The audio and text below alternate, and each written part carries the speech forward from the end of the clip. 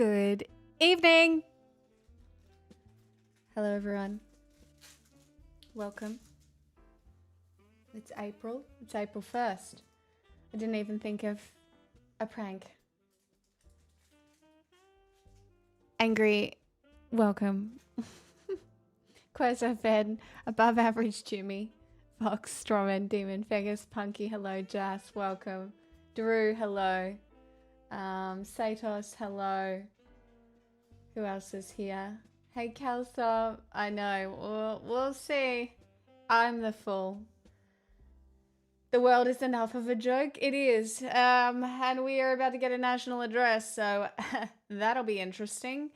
Yep. Yeah, we are gonna watch it. Sure are. Since we haven't had one of these since COVID, feels like we might need to do that. Imagine it's an April Fool's joke. There's no way. We're subsidizing oil prices, April Fools. I want it to be. In my dreams chat, we're nationalizing our resources. I fear that is not what's happening, but in my dreams, it's like we've decided to nationalize the coal and gas industry. That's right. We're doing it. But I don't think that that's what's happening. Unfortunately, that's probably... But I did put my professional shirt on for tonight. I was like, it's a really serious night. I need people to take me seriously. So, enjoy that. Hello, Broadside. Bringing Kath and Kim back. Maybe that's what it is. Love the shirt. Very pirate-esque. Thank you. I'll try and be serious, as will we all. We'll all be really serious people, okay? Business pirate? Guys, come on. It's my business shirt. I'm ready for business. I will take one financial advice. I don't have any. I don't... What financial advice? I don't have any.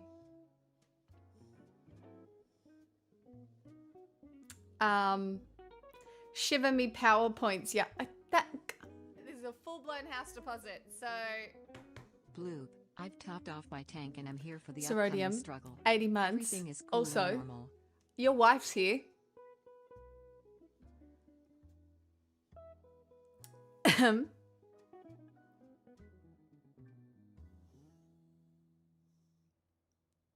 Alerts are quiet?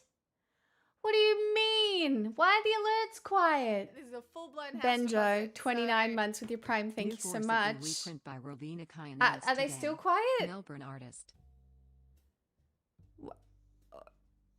Is it still quiet? Sorodium, technically you were the first sub of April, so thank you for that. It's like 30% less than you? But why? I don't know. Whatever, it doesn't matter. They can be quiet. It's fine. This whole stream is quiet? Well, it's turned up. Oh, woohoo, a hype train. Yay. Above average, Jimmy, thank you for the 100 bits. It may be slightly more quiet, but I don't know if they're quieter or you're loud. Maybe this accidentally got turned up. Maybe I was turned up a little bit too much. Hold on. Just, Pixel, I need you to not be crazy. No, we're not doing that. No, we're not. Absolute. No, that's not a thing that's happening, babe. No. Hello, Correct Shoe. Hello, Vegeta. Welcome. How was your time away with your dad? Hold on.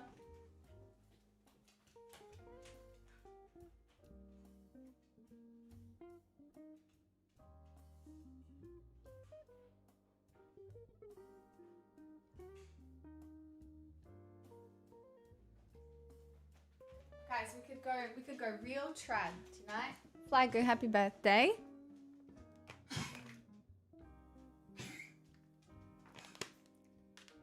Nostalgic. Very, very nostalgic stuff. I helped my dad sort through a lot of photos.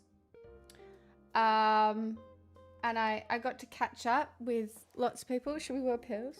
She's a billionaire now. I don't think pearls are really worth that much, but sentimental Very valuable. Maybe should we do pearls tonight? We'll do full, I can clutch them. They don't really go with this one though, but I can clutch my pearls. Hold on. There you go. Wow. Wow. Wow, wow. Clutch. Ugh. Is this a soft launch that you're dating a rich man? I'm dating heaps of rich men. So many of them. I'm not. These are my grandma's pearls. What do you want from me? Can you imagine? I'll tell you. Now pretty woman yourself with the case. What? What? There's still rich men with this stock market? I don't really think so.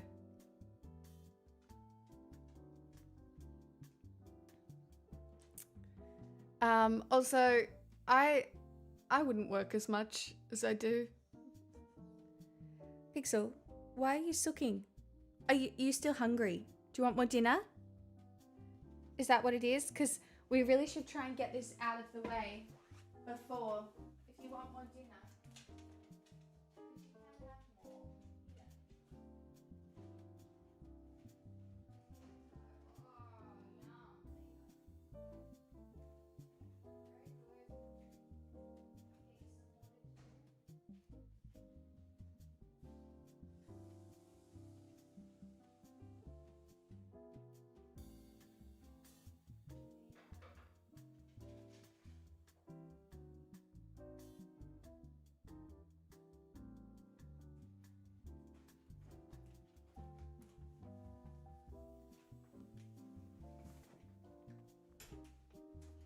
This? What's this? You could search the world and never find such good goop. Sometimes the rock ghosts provide the carrots, and the SNOODS. And a boot. 84 months in a sneaky tier 3. Oh my god, I would look really nice in this dress. What do you mean? I would look nice.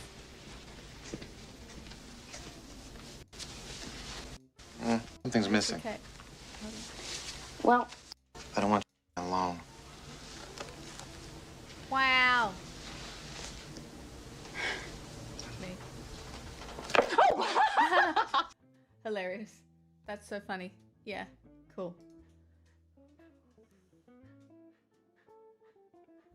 Absolutely. You need a black, white polka dot blouse dress from the 40s, 50s. I do, don't I? But I don't have one. You thought it was the nanny for a split second? Hi, Blue. Hey, Charity. Oh, dang, that's what 30 Rock was parroting? That's Pretty Woman. It's Pretty Woman. You know? Felt like a sparkly water in a wine glass kind of night, chat. Does someone have the link for the Australian government by any chance? No, you're Pretty Woman. Thanks. I have my moments. Not all of them, but you know, I do have some moments, which is great. Literally any TV channel. I know, but I want the like Australian government one.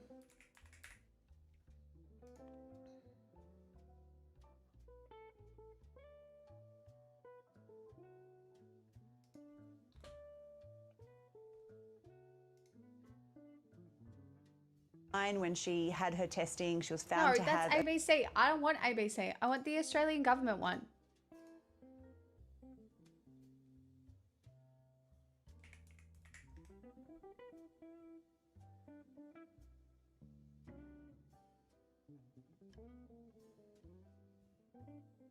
Ahem, isn't that your job? Excuse me. We believe in community here. Why do I have to do everything? All right. I showed up, put pearls on. I might even be funny once or twice. Come on. What do you mean? I don't have to do this all by myself? That would be... You're channeling the powers of a synth.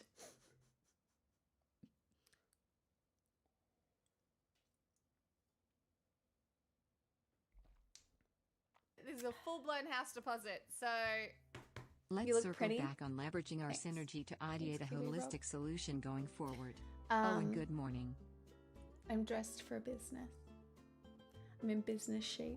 This is the closest I can find.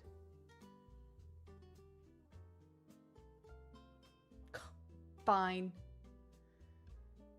Fine. Fine. Fine.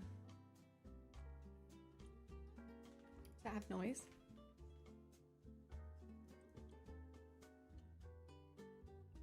No. Very good.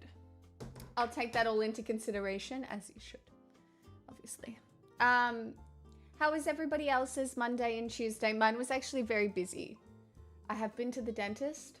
I need new plates. Oops. But it's going to be fine. I have, they also told me I need to floss better, but has anybody ever been to the dentist and had them not tell you that you need to floss better? It's fine. Not a big deal. We'll be able to handle it. I'm sorry you're in a rotten mood, Vox. Hopefully we can lift it a little. But I don't know if the Australian National Address is going to do that. Yeah, well, look, they're not the most flattering all the time, Blue. Also, these pants are too short. Like, they're short on me. I need the hem lengthened, but I think they'd look stupid. Anyway, whatever. It's fine. Medicare or out of pocket? It cost me all up $500. But Medicare did cover some of it. Like, the cleaning itself only costs like $90, which is pretty reasonable. But yeah, teeth are fucked. You can get plates at the dentist. No, I need it for my bite. So my plate stopped fitting. And I obviously, because I'm in such a good spot with my everything, I don't want it to go. So I think I'm getting like 5 sets of trays, which isn't too expensive, thank God. But it'll just fix and make sure my bite is stable. So yeah. Did you shrink or grow? I think it's the tongue posture. I think I've just been really good with, like, I've been doing all the myofascial exercises. And so things have changed. They're just like clear plates that I'll have to wear for like, I don't know, 4 months or something. And then every night after that, without fail. Because, yeah, it's their retainers, yeah. So I have an overbite too, straw man. It's not, I actually have like, see, I can put my tongue through it. Yeah.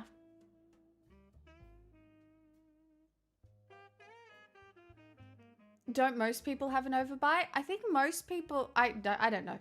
Teeth and mouths are weird. I don't know what most people have. All I know is what's going on with me, and I just don't want to be in any pain. That's all. And so prevention is worth the suffering. You know? At least that's how I feel about it. And I do kind of trust this dentist a little bit. Anyway, Chili, thank you again for the 36 months. It's a long time. That's 3 years.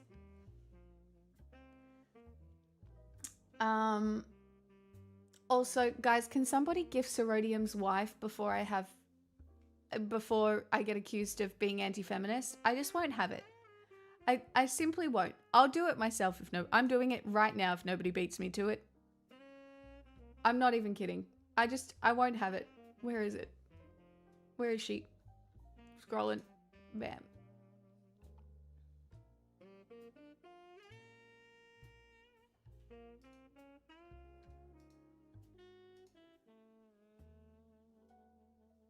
I don't know who that would be. It's alright, I got it. It's alright. I just simply refuse. That's just not a thing that's happening here. Boy! Pixels Mixel gifted a tier 1 sub to call sub 333. You're very welcome. Supergirl trailer today. I mean, I don't think we can squeeze it in yet, but we can. I've been told not to lie, so I can't give because that would make it seem like you're not anti-feminism. You're right.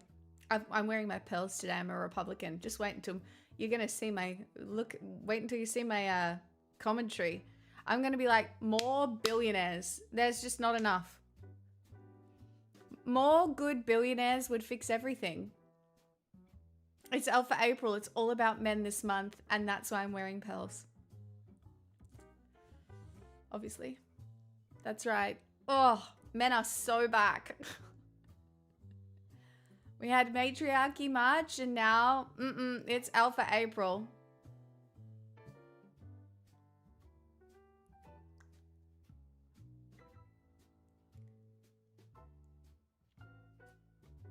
Republican, more like UK conservative. It's true, you're right. I do look straight out of royalty. Thank you for noticing. Do you think I have the airs and graces that I would be able to float through British high society, or no? We need to relinquish the means of production, empower the bourgeoisie. Midwest Big Boss, hi. What an incredible first message. No notes. Hello. Female drone pilots wearing pearls or nothing. Hi, Famus. I think you'd make it 5 minutes. What do you mean? I'd be delightful. I could just go in and say, oh, yes, no, my family are from the moors. But the rich moors where there are also old stones. Blue nails. Of course. Because blue is the color of the sky. And the sky is beautiful. Like me. I don't know. Where did you get... Oh, well, my family has a long tradition of being at Oxford. Now, I personally didn't go to Oxford. I went to a finishing school because, you know, I learned how to do all that there. But I love tea parties.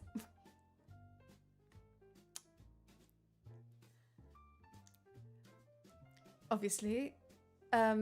Didn't go to Eton, you're out. What do you mean? It doesn't matter if I went to Eton or not. All you have to do is marry a man who went to Eton and you're fine. I mean, you're fine. Do you know Theresa May? Are you a fellow what? I don't know what a what goblin is. What? Someone of my high status would never even use the word goblin. Goblin. Not for me. Hey Pixels, sorry about this whole creating a global energy crisis with no plan for no good reason thing. Yeah, well, you should be sorry. Happy National Address Day. Yeah, thanks, Miggy. Sure, it's gonna be fine. Happy National Address Day. Thanks for the 102 months of suffering. But at least we're suffering together. And that's nice, isn't it? Gobbling up other people's land and wealth. I would never. I only acquire through means of acquisition. Because acquiring through acquisition is great. Guys, I'm not sure my super fancy British cosplay is all that good. We might not be able to. It's just business. It's not even business, and a lady would never talk business anyway. Do you know? It's uncouth. Fancy horse riding. Do you know what? I do love horse riding, so we should start a private equity firm. That always goes well. Yes, because private equity are so definitely not evil.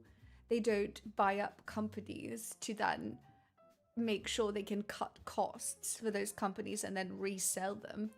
That would be diabolical, wouldn't it? Because, you know, you've got to buy companies and then ruin people's lives and then sell them, obviously.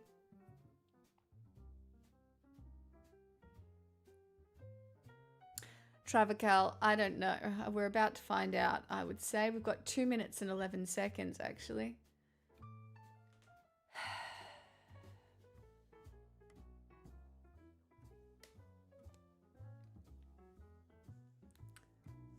You flipped from London aristocracy to the Queen's accent.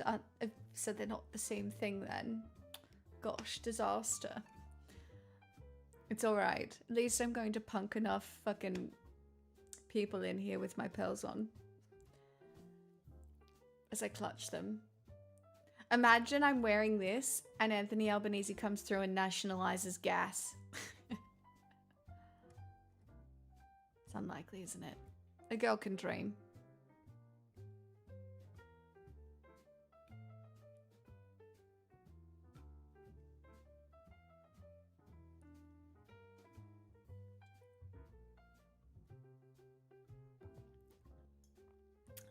Oh, yes, Midwest. I have dabbled in shelving movies as well. You know, and I also don't mind signing an artist, an up-and-coming artist, to like a fresh label and making them sign their lives away for like 15 years so they can never pay it back, and then just like not letting them be a star because they would actively compete against one of my other stars. So like I just ruin their careers for fun. Because, you know, they do that as well. Brilliant. I know, I'm a bit of a genius. Always have been.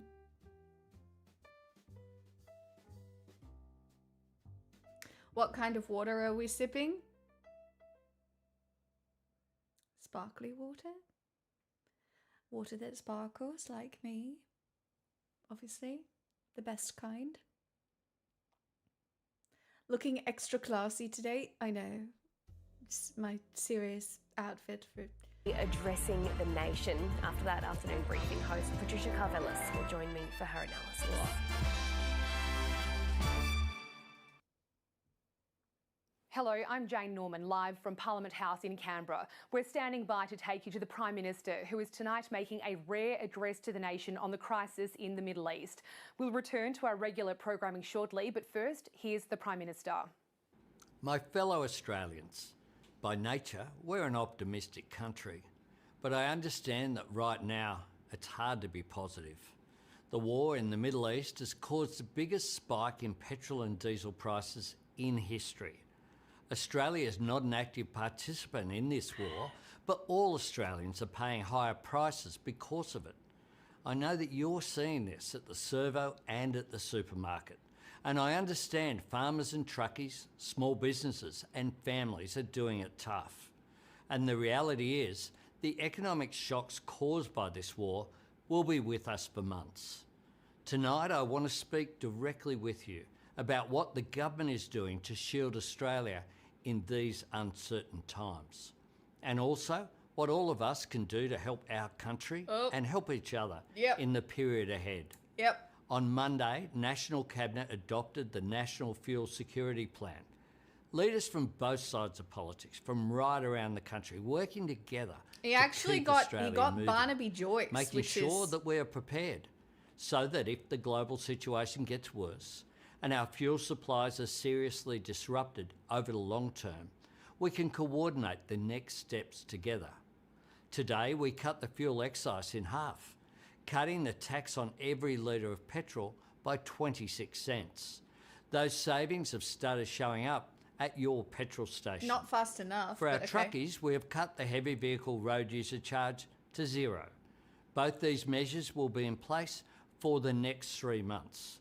We are working to bring the price of fuel down, to make more fuel here and to keep it on shore, and get more fuel here, using our strong trading relationships with our region to bring more petrol, diesel and fertiliser to Australia. Now, it's the Australian way that people want to do their bit, and there are simple ways that you can. You should go about your business and your life as normal. Enjoy your Easter. And if you're hitting the road, don't take more fuel than you need, just fill up like you normally would. Think of others in your community, in the bush and in critical industries. And over coming weeks, if you can switch to catching the train or bus or tram to work, do so. That builds our reserves and it saves fuel for people who have no choice but to drive. Farmers and miners and tradies who need diesel every single day. And all those shift workers and nurses who do so much for our country. The months ahead may not be easy. I want to be upfront about that. No government can promise to eliminate the pressures that this war is causing. I can promise we will do everything we can to protect Australia from the worst of it. These are uncertain times, but I'm absolutely certain of this. We will deal with these global challenges the Australian way, working together and looking after each other, as we always have. Thank you and good evening. Hello, Melissa McKay with ABC News. You've been watching a special address from the Prime Minister, Anthony Albanese.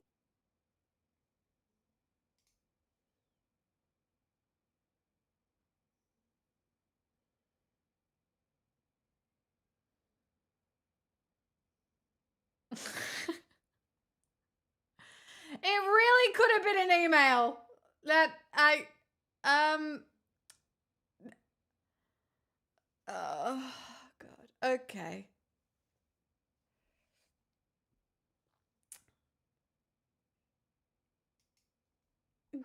Guys, I'm gonna be so real with you. My nerves are not calmed. That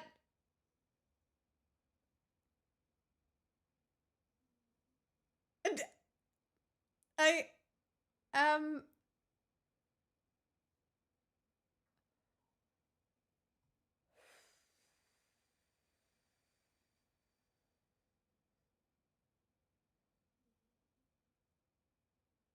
okay.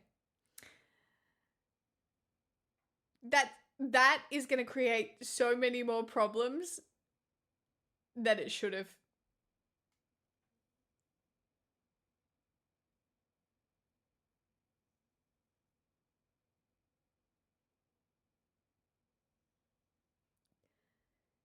Um okay.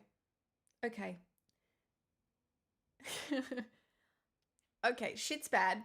That is a shit's bad. That's a shit's bad address. The everything is fine thing does not really. Okay. Positives. We're not an active participant in the war. We only sent planes and our plane and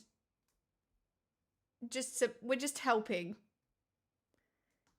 Yay. Our Prime Minister can speak in full sentences.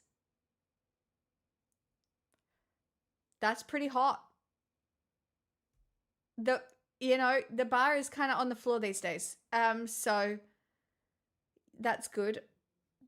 I don't think that felt like strong enough leadership. I don't want to shit on Anthony Albanese all the time because I don't know if we've got much better, but I don't know if that felt strong enough. I feel like I could have written a better speech. Maybe.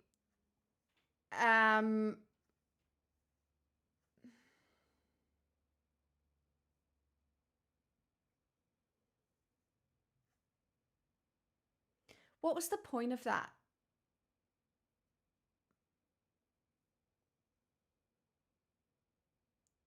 I think honestly, what I took away from that is the next 3 months are going to suck.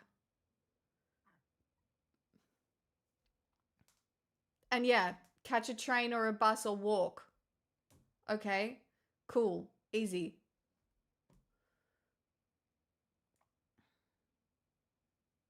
Easter is intense on the roads.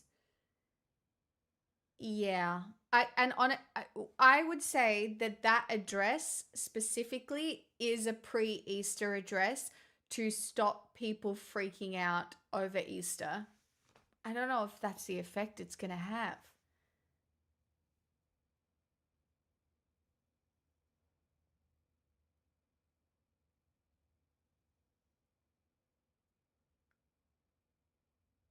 Yeah, we watched it, Distron. It was 5 minutes. Wait, the next 3 months are going to suck worse than they already were. I think in Australia, just because of the flow-on effects of like oil availability, fertilizer availability, some farmers here are considering not planting crops.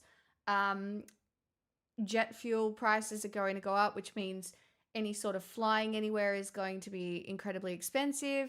Any sort of like petrol, it might come down a little bit, but also not. I don't know what I expected, but it wasn't that. That was a real nothing burger. Okay. So, yep, okay, cool. Things are about to get real unstable and he was trying to project calm. It did not feel calm though, did it? Hey, Tamsin, I stammered you to speak in an Irish, okay.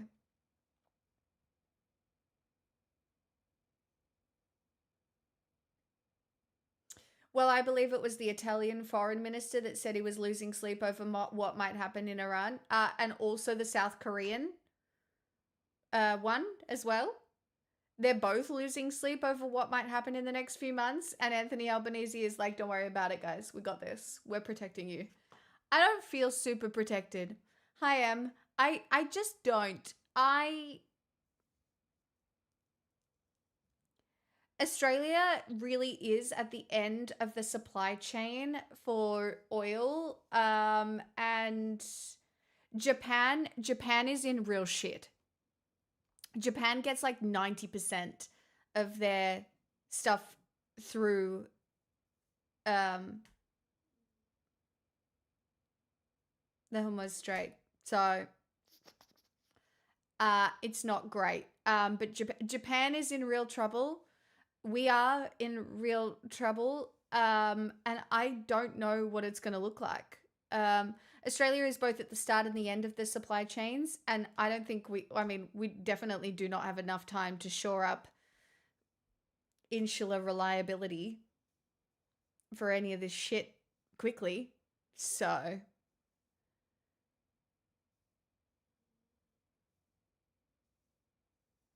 yeah, but Japan is 10 blocks long. You don't take the train, you just walk from car to car.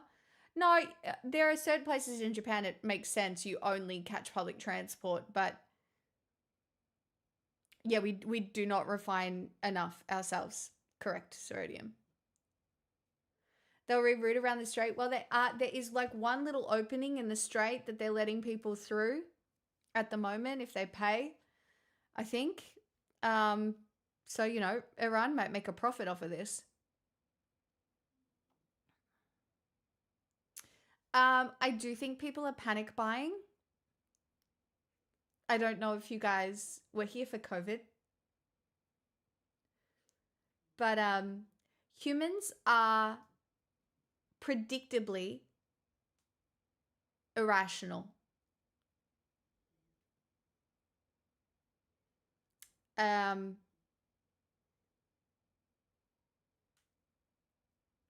There are certain things you can predict about human behavior.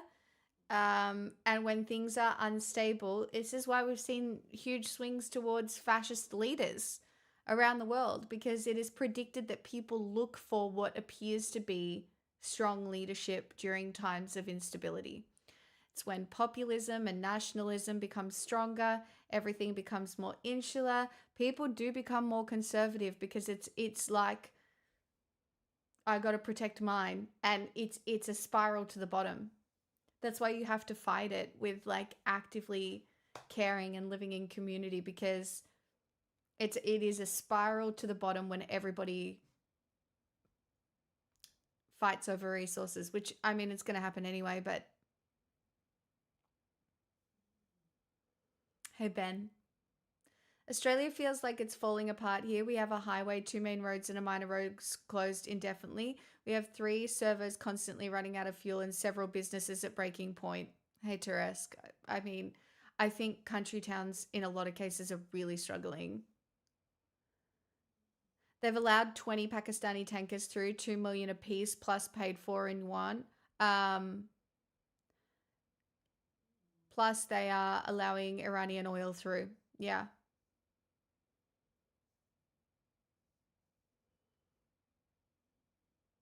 Travacal, lol.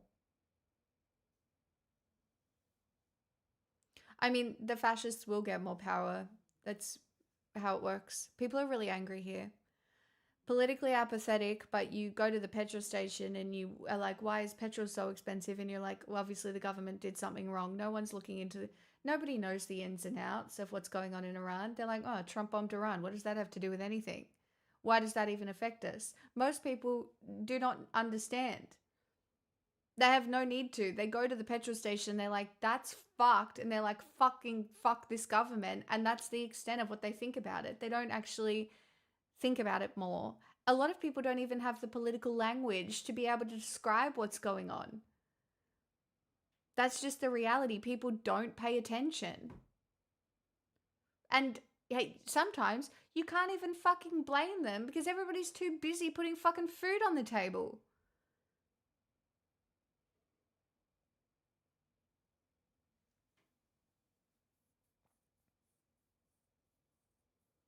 And also, just, you're not wrong. There's a lot of propaganda going around. One Nation are out in force, weaponizing this fucking situation to the absolute ends.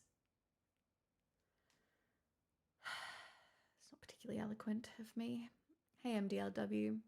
This will come down to how this war and oil supply affects China and Russia.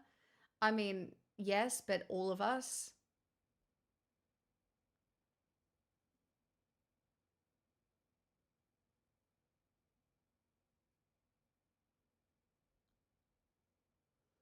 They're reducing the wrong excise, to be honest. Should just remove the tax on booze and everyone will stay home and get drunk instead of driving around for no good reason. You could search the world and never find such good goop. No more gaming, no more cat boy. We're going to learn to bomb the Middle East on a weekend. Hail Beelzebub, stop it. Thank you for the 9 months. Sneaky tier 3. You've very quickly become a fixture in this community, and you have good taste in music. Thank you so much.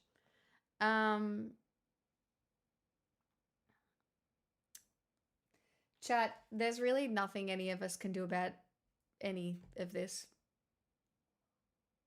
We're just here and we're along for the ride. It's like none of us could do anything about the pandemic either. It's just, what are you going to do? We just got to smile and wave. I can fret about it. It's so... If you worry about things, you're only experiencing the stress of them twice. And even though we hate clavicular, he is right. Spikes in cortisol, not good for you. All right? We got to keep our cortisol low. We got to do things to reduce the cortisol levels. Why? So we have enough energy to fight in the upcoming revolution.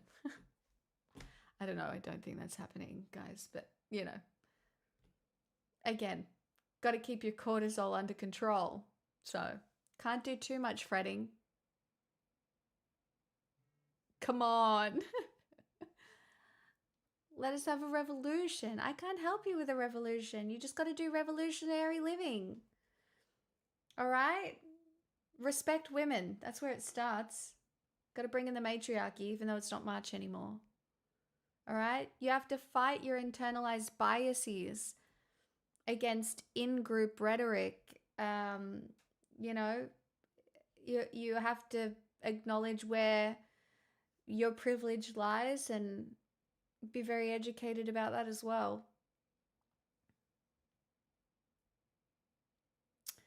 322, you're correct. Sounding like Roderick's mum. Who's Roderick's mum? High cortisol inhibits libido. Fight the power? Does it? Oh my god. Is ED caused by cortisol? Who knew? You left out his recent arrest. Guys, he's a joke. Look, clavicular sucks, but I feel bad for him.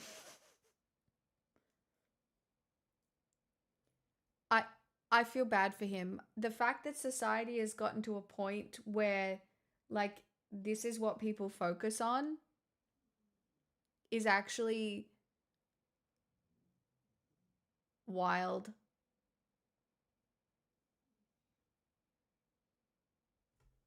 High cortisol also depresses your immune system too. I know. I really have lowered my cortisol recently and I am doing much better.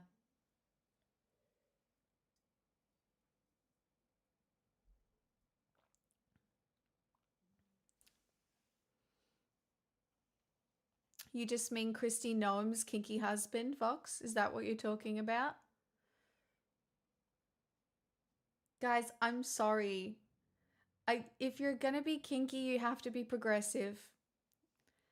I don't care what you do in your private life. You can be the kinkiest motherfucker on the planet.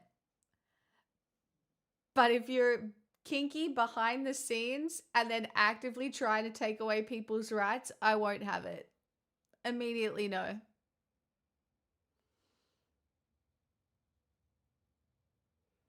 You just want everyone to be progressive. I just want everything to be better. And I believe it can be. I'm sorry that I'm so hopecore. All right? What do you want from me?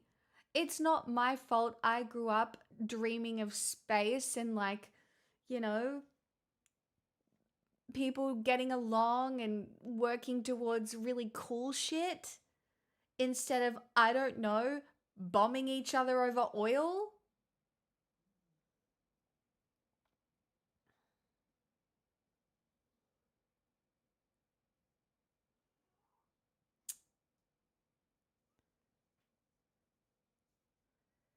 US Supreme Court also ruled against banning conversion therapy, saying banning it violates the First Amendment.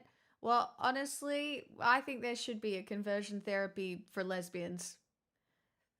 That's what it should be. Everybody should be turned into lesbians. And that's just, you know, that's fine.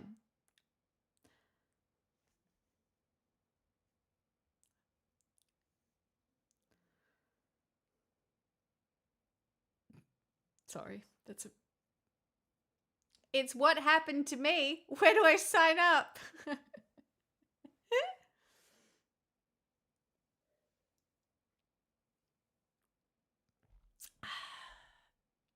Solve overpopulation in one go.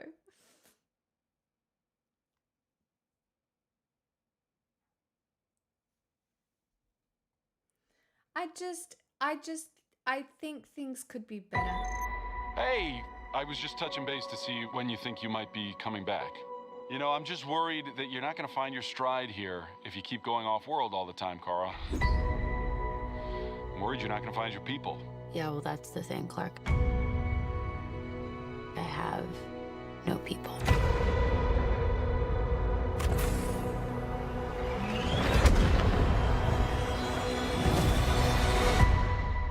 Home is wherever you are, buddy. I don't watch trailers anymore. I go into movies blind, but I'm excited. That's great. I don't watch trailers though. I have no interest. I'll just go see the movies. I watch them all anyway. Home is wherever that is a very cute doggo. Hi Rupert. How can the lesbians cancel you if everyone's a lesbian? That's my obvious intent, right? Can't get cancelled by lesbians if everyone's a lesbian, right? Nope. Not possible. One of these days I am so getting cancelled for one of these jokes that requires context, but oh well. Hey Ruggers.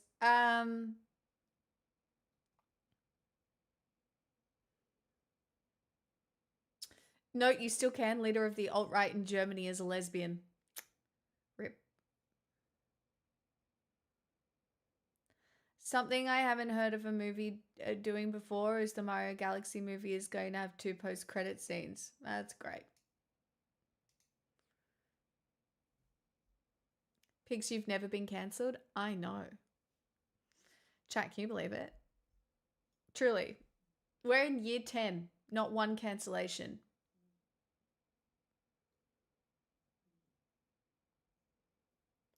Honestly, at this point, considering some of the shit that I have participated in, kind of a flex. Would you like us to cancel you a little bit so you can see what it's like? Honestly, I would just leave the internet. What have you been participating in? Oh, well, I used to debate the men. Remember? Cancelled for being too wholesome. You're clearly hiding something. I had so many things. Seriously. I'm very mysterious. I hide a lot. You should see the things. Oh, so much hidden stuff. Well, there was the time when Hassan cancelled you because you didn't talk in his chat for over a year.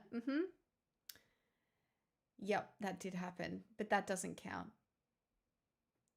Oh, that's why the lack of VODs? Gremlin, all the VODs are on YouTube. They're all there. We're not cancelling me, Kelsop. We were joking that I haven't been cancelled.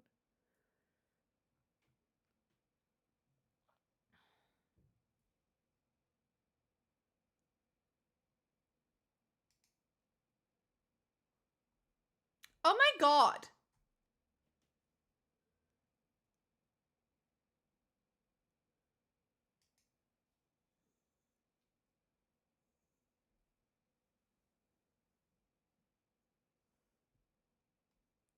Man, luckily I don't believe in intellectual property, hey.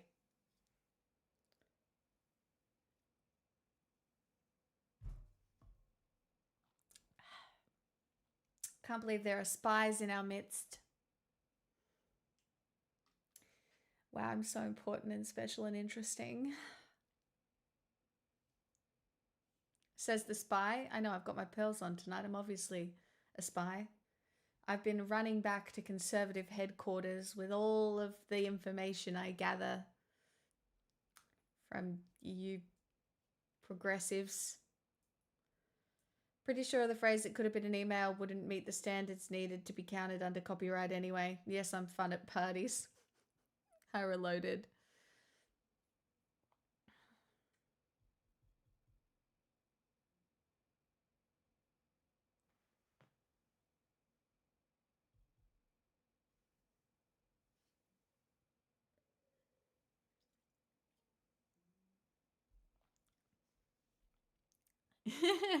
Fox. I did spend a lot of my life practicing to be a spy. Hopefully one day I do get to put all of the skills that I learned into practice. Because, man, you should see how well I can hide in a cupboard. Alright? I spent days just hiding in a cupboard, okay? No, I didn't find a hallmark on the clasp, but I also haven't really looked. I only just got them before.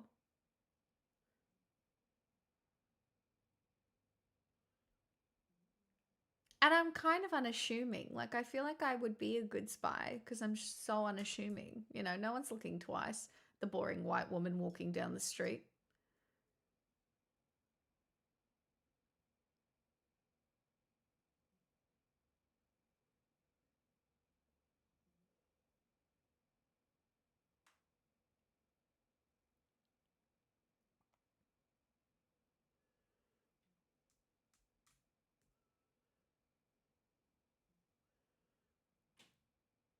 You were always a detective? Once it's safe to come out of the closet, suddenly lesbian. Now gotta go to conversion therapy first, obviously. Luckily, still legal in America.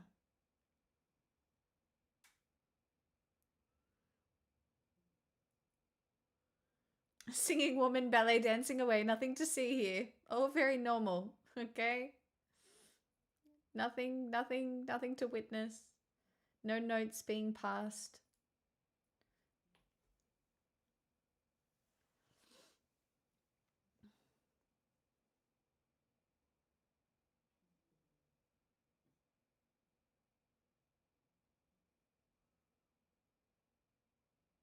It is really nice though, like these are extremely sentimental.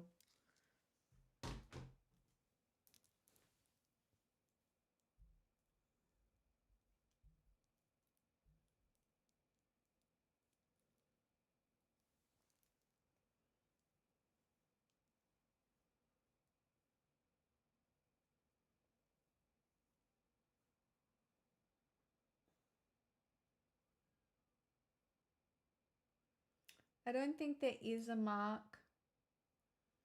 The clasp just looks like this.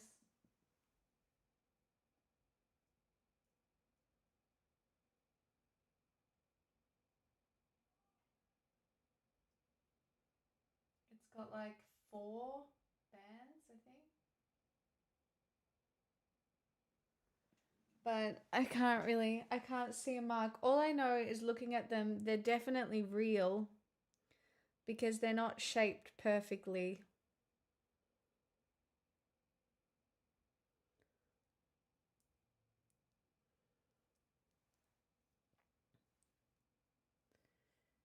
The whole fit is a banger, however, I'm legally obligated as an Italian to formally object to the water in the wine glass. Valid. You can object.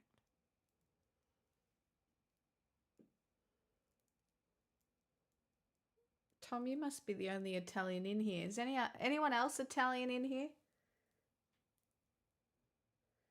Where's everyone from? We haven't done this in a while. I know most people.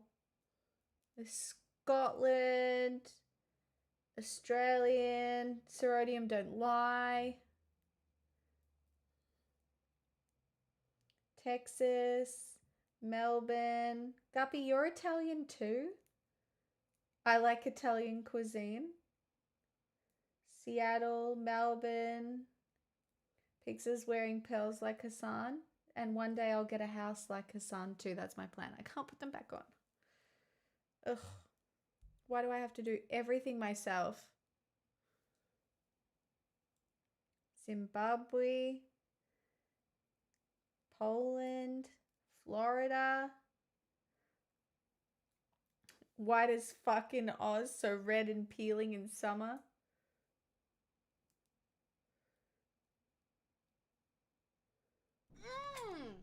Boy! That's not water in the wine, you catboy. It's just wine that Pix hasn't miracled yet. See? You're so right. Oh my god, I can't do this. Oh, I'm doing it the wrong way.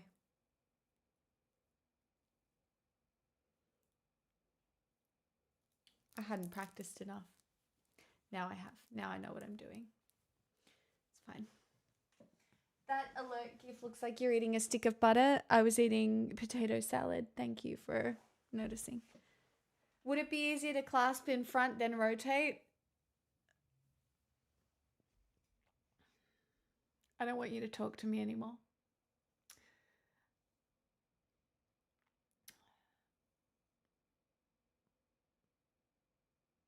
I don't want to hear it.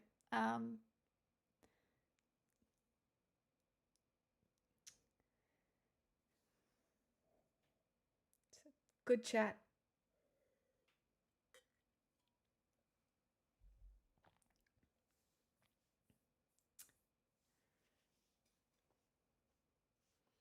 When the world gets dark, I consider my options. Being an EU citizen means hypotheticals are vast. I might go to France one day. I can see that scenario. I think it's unlikely.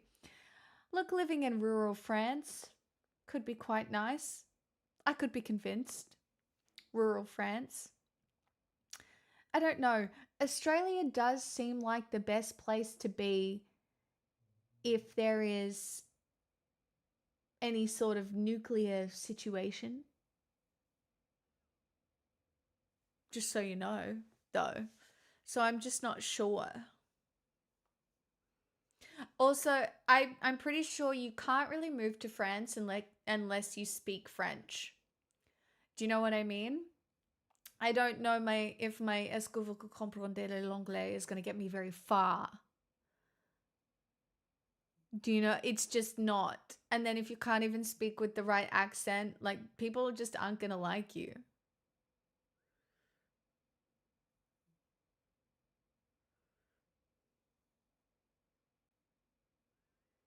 What is your take on regulating therapy as opposed to keeping it unregulated? What do you mean? All I know is that therapist, and it annoys me because therapist does not have a legalized meaning. And so people can be like, I'm a therapist, and people think they're psychologists and they're not. And so people will be like, I'm a therapist, and they'll give people bad therapy. So yeah, hate that for everyone involved. Also, Anand, thank you for the $10 and for also affirming my divine status.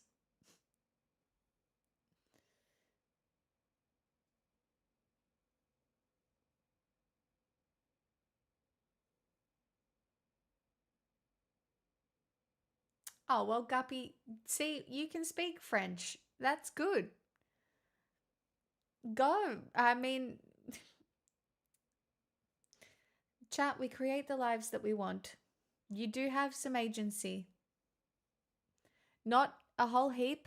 Some of us have less agency than others, but you can make different decisions at any point, even if it feels like you can't. If you want to. But I don't know where we're getting access to the money to do a lot of these things these days. I love Australia. I do too. You can do a little dance if you want to. You can wear whatever you want to wear. You can shave your beard. And if you don't, you owe me $5. I don't make the rules. You can do whatever you want. You can literally pack up and start a new life if you wanted to. Hey, Richard, there's good Mexican food in Australia if you're in Melbourne. Australians on the whole seem much happier than the people in the United States. I don't know. It's probably, I don't know if that's true. We definitely have a different culture to people in the United States though. I was in Brisbane. Brisbane is maybe not the best for Mexican food.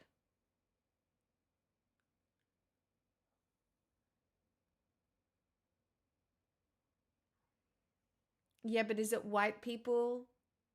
Kelsop, do you do white people taco night? It's white people, a taco night. Or do you make real Mexican, you know?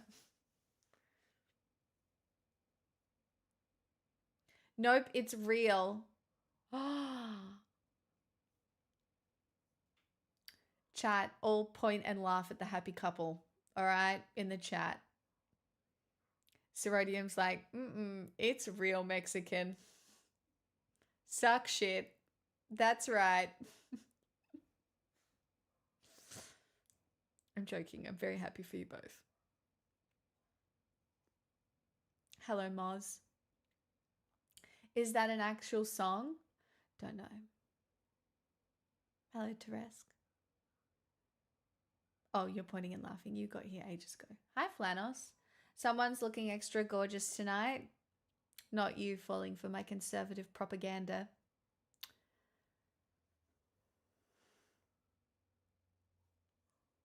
That's right.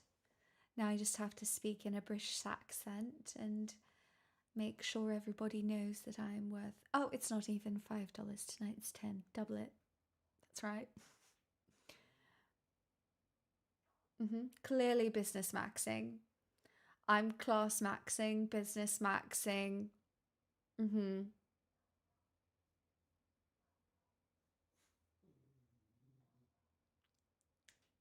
We need the jazz back. Sorry, I'll bring back the jazz. I did turn it off for that national address that was a slight joke. So, yeah, it's kind of just a little bit of a... I'm not quite sure what the point was. Could have been a press conference. Could have been literally nothing. Okay. The little yappy dog is yapping, by the way, so if Pixel goes off in a second, you're going to know why. Yeah, that was a national address, Guppy. That was, yeah. It was nothing, Macmillan. It's absolutely fucking nothing. Darling. Does that sound right?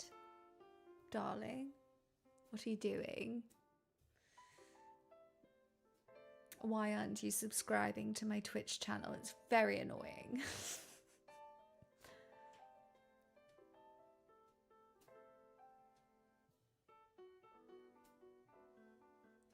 Drink water. Stop it. I don't think anybody wants to confess that.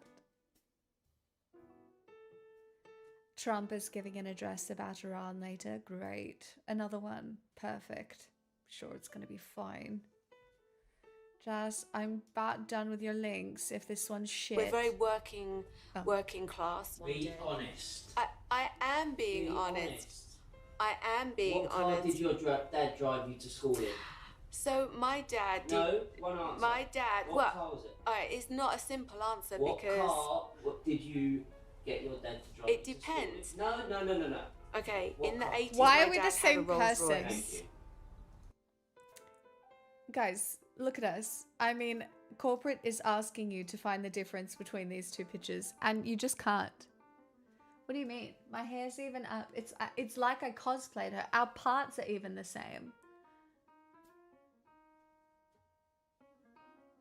I think she has a bigger ring than me, but and I'm just saying. I don't want to say that my classy British roleplay is on point, but no, that's Posh Spice, Troyer. Outrageous. Obviously. Probably could have done a little bit better with my fringe, but never mind. Your hair is way better. Oh, stop. It's fine. It's fine. You don't have to do that. And also, it's fine. Does that make you Pixel Spice? Maybe it should be. I love how you just put pearls on and then all of a sudden you're like fancy.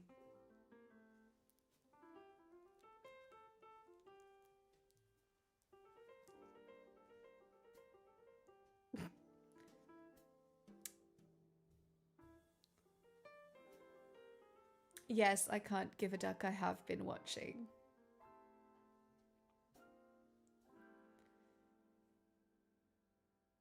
Yeah, that was Posh Spice, the singer. I feel old. I feel old. Life is just time. And age is just a number, unless you're a libertarian looking for an excuse.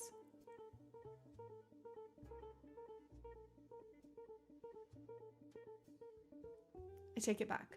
Life is just a number after the age of 25. What? Life is just time.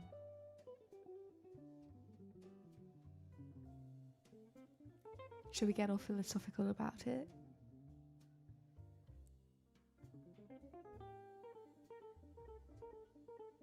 You can't put too much pressure on yourself. You can't take it too seriously. You should probably try and have some fun. Maybe search for some meaningful relationships with other people. And then you'll be back into the collective consciousness soup. Your accent is gonna stick if you keep doing it. What do you mean?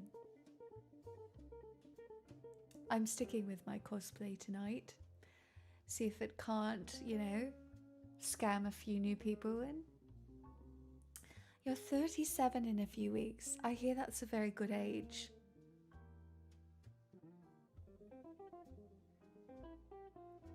Sorori DM, what are you doing to celebrate Kelsop?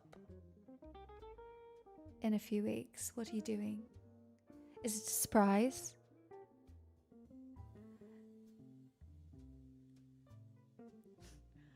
Kelsop, I love that you just pat him on the head. That's so funny. All I'm saying is it better come. Gluten-free restaurant La National.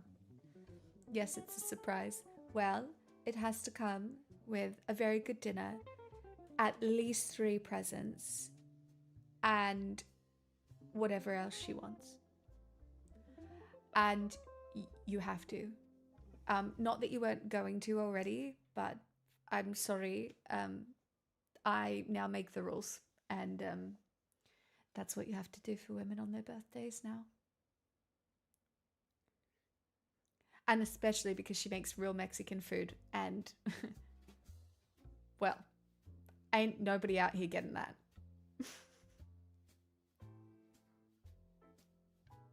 I think I failed to stream Elements. Oh no, because only mods can do that, Guppy. That's why.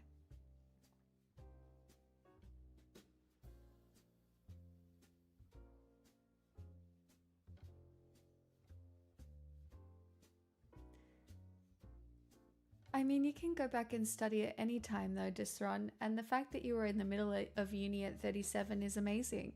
I want to go back and study all the time. It's just not possible. I've tried. It's really hard to fit in mentally for me. Don't know. We'll continue lowering my cortisol levels and see what happens.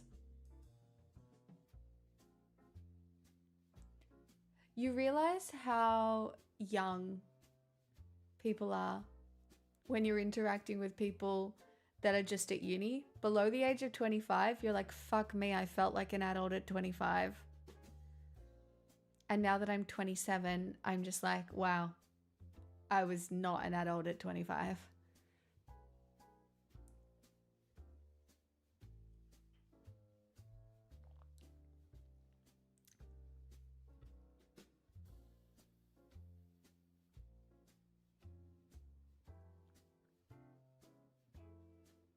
And it's really hard to understand that, right? Even going to pubs and clubs at 25 and seeing fresh 18-year-olds made me feel ancient. Yeah. And it's so funny as well because you do just want to be taken seriously as an adult and you don't understand why people aren't. And you're like, wow, you have no life experience whatsoever. And then you look back to yourself at that age and you're like, bro, I had no life experience either. That's crazy.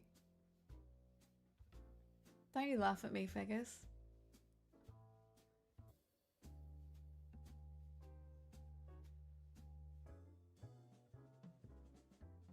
They're not broken and still have optimism? No, you're wrong. Sorodium, that was our experience as millennials. We grew up with dreams and had hope and optimism. That's not the Gen Z experience. Gen Z has not had hope their entire lives. They've known shit's fucked the whole time. It is a different life experience, and that's why their personalities are very different to ours. Because they didn't grow up being like, they didn't have people telling them to follow their dreams and then have it ripped away. They already saw what was happening to millennials and they were like, well, why would we fucking bother? Like, why would we fucking bother? This is all shit. That's why you have things like the Gen Z stare. You have things like very quick access to dopamine instead of long-term goal setting, because long-term goal setting has not really been something that's super valuable to Gen Z. Because also, look at the job market they came into, right? There's not a single place where you would go and you would build a career. You hop from company to company. That's actually how you climb. So there is always detachment. There wasn't, okay, I'm going to work really hard at this company and work my way up the company. Because guess what? That wasn't available. That wasn't even available to millennials. But millennials thought it was available to us. At least for a little while.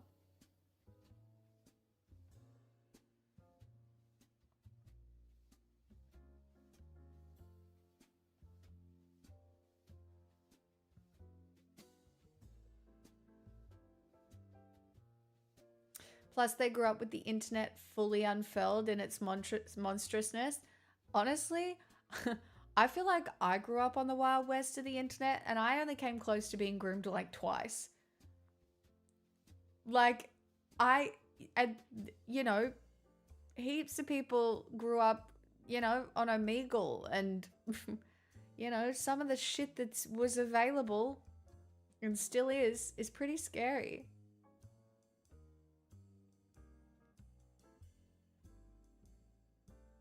I've seen stuff on the internet no one should ever see. Yeah. Duh. I'm so lucky that the guilds that I found myself in on Neopets weren't super bad. Truly. Like, the guild I joined on Neopets was called Random Acts of Kindness.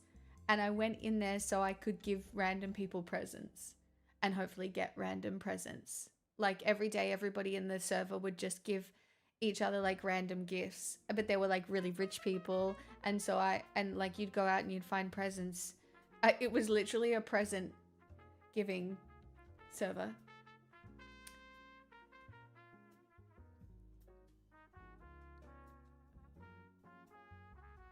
And then one of the people in the server did reach out to me. She was a uni student from America, a mum of 2 kids. And she's like, hey, I'm just letting you know I use this illegal piece of software to auto buy items so that I can give them to people. Do you want it? And I was like, abso-fucking-lutely. Yep. Did I install illegal software so I could auto buy things? Was I running an underground gift giving organization? I might have been. Started at the bottom, now we're here. Chat. Started at the bottom. Did you install a Trojan? Might have. Don't know. But I did talk to her on MSN Messenger a lot.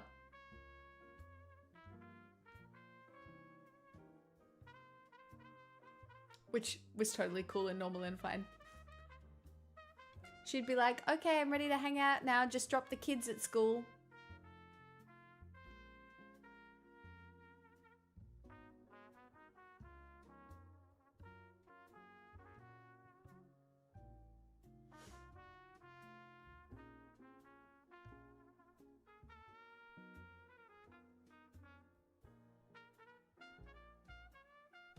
Honestly, downloading a song on LimeWire and then having it have like a thing in the middle, like something MP3.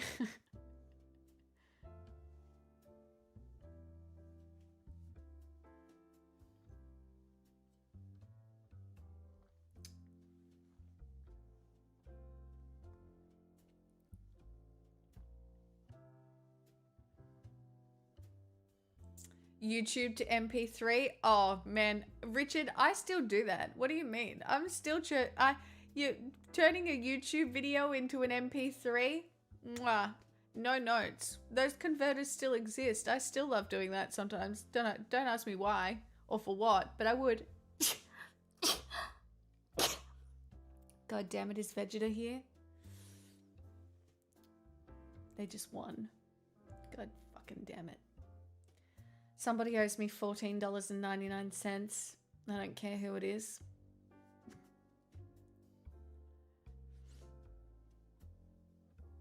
I was quite lucky considering how careless I was on Napster, ShareBear and LimeWire. Oh, I mean, we all were. I remember one time I was browsing the internet and porn came up and I screamed and called my dad.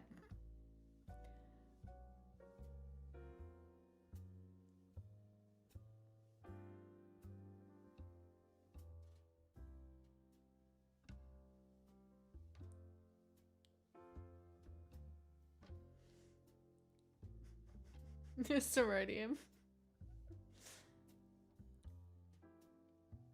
Without the constant reminder to be kind, rewind, society has forgotten about being kind.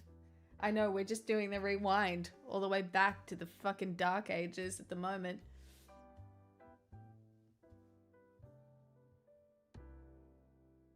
Fucking bullshit.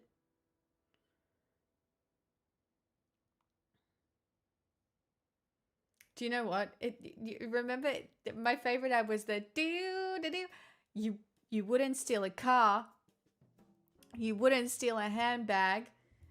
So why would you steal something off the internet? And then these days it's like, you're right. I would never illegally download anything because I love subscriptions to sites. Sure do. The music in that ad turned out to be stolen. Stop, that's so funny.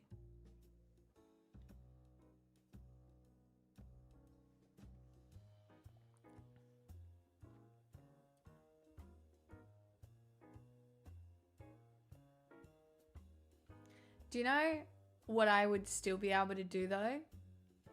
Record TV onto a VHS tape. You know, you recorded it, you made sure the little thing and you recorded it was down, and then after, if you wanted to keep it, you'd pick off the thing so that it couldn't be recorded over.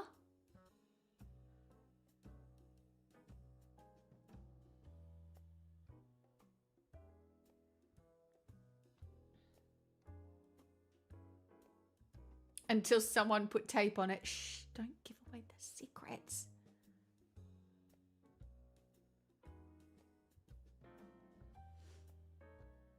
I can still do that because I'm a bit of a retro nutter. Retro stuff is cool though. Ironically, subscriptions were introduced to lure people away from downloading stuff illegally, and now those subscriptions are so expensive they're driving people back to the Pirate Bay. I don't know what the Pirate Bay is, but that's crazy. I personally pay for every single subscription service because I'm so well off and love TV that I pay for them all. And because I'm such an upstanding citizen, and you should be an upstanding citizen too. All right, I want you to be better than everybody else, you know? And do you know who deserves your money? Corporations, okay? Not me, corporations. I am down the totem pole. Don't worry about me. Disney first, okay?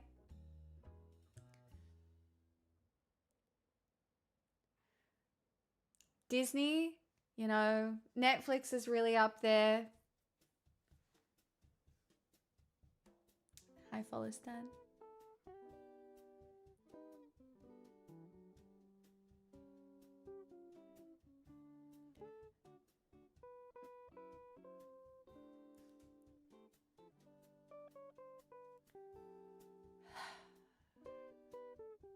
You wouldn't dismiss? Oops. What?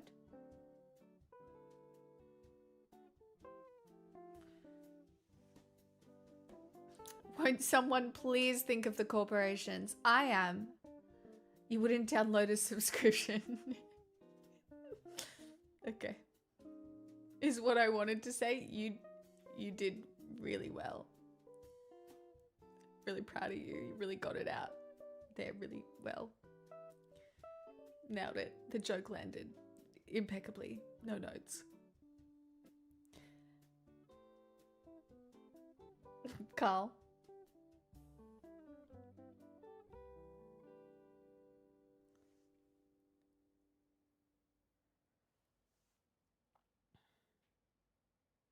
I think I shared this before, but I recorded RoboCop when I was a kid, and my dad didn't want me to see Murphy's death scene. He didn't have any way to edit it out, so my copy of RoboCop suddenly changes to a Sesame Street song recording when the death scene starts. I would never donate to a cult over a corporation. Oh my god, did you just call me a corporation? Wow. I am giving corporation today, aren't I? Chat, if I was a corporation, what kind of corporation would I be? And you're not allowed to say a not-for-profit, okay? I have to be like an evil one. Like if I was an evil corporation...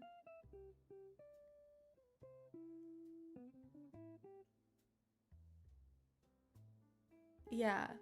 If I was an evil money-hungry corporation, which one would I be? You steal puppies for a profit? Stop! A health and wellness supplements corp. Yeah, I am. You're so right. I'm like Swiss vitamins or something. I love a vitamin. I actually have some. I can't really shit on them. I've bought them. Thanks, Spaghetti Eater, for the $5, by the way. You're my new favorite chatter, even though I don't know who you are.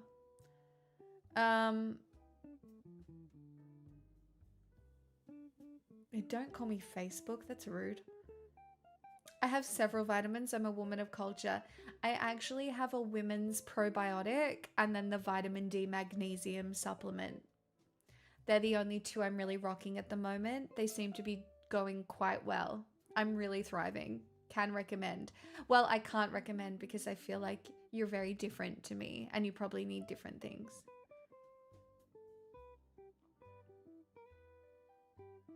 Chat, my only good story in this VHS conversation is it was the first boobs that I saw. All right? One night on the TV, what was on first? The Lion King 2. 10 out of 10. No notes. What was on after The Lion King 2? Showgirls.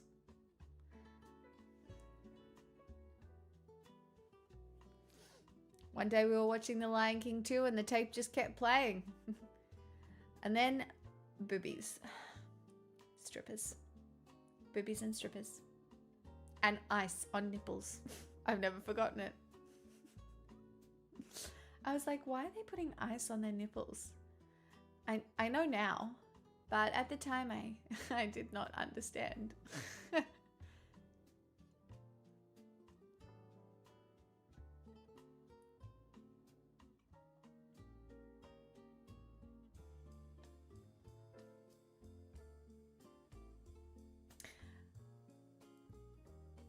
Which did you find hotter, Kovu or the strippers? Neither. Stuart Little. Man, that little mouse, he had a convertible. I love a man with a car. What can I say? Little man with a car. Get me over the line. I'm joking. I was not a furry arc. He had swag. Okay? Stuart Little had swag, as did...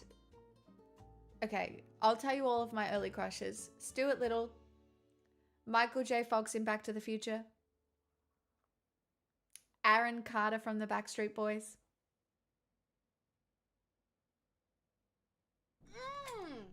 Boy! Strawman Me Bro gifted a tier 1 sub to Stuart Littleness and Lovans. They have given 668 gift subs in the channel. I cannot believe that that is an account, but okay, sure. That's crazy. That's so crazy. That's okay. Well, not the animated, right? Was he animated? I thought he was a puppet. Was he animated? Maybe he was animated. Also, Hugh Laurie could have gotten it too. Hugh Laurie originally, but then also Hugh Laurie in-house when I got a little older.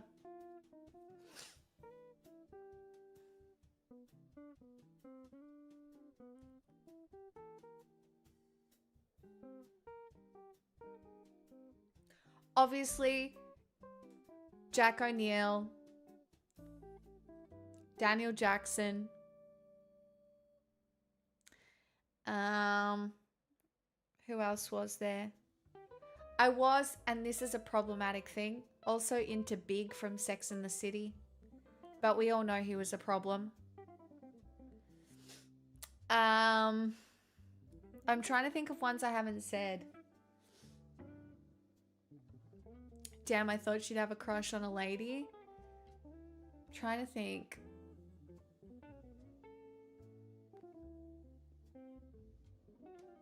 Yeah, the lady in Back to the Future 3. The one with the doc. Strongly considering pulling out of NATO? Cool. Just add it to the list of diabolical decisions he's making. Look, if I would say that my girl crush was Audrey Hepburn.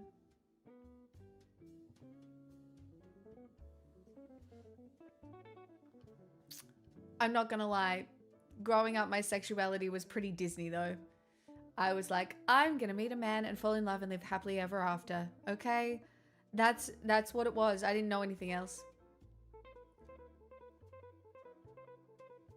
I was like, I need to be a perfect woman. Okay? Truly. It was sickening. And also, keeping in mind, I grew up in the time of eating disorders. Okay?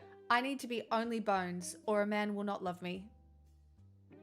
You're not the perfect woman now? Well, to some, maybe. Probably not. Obviously, I'm the perfect woman to everybody here. Right?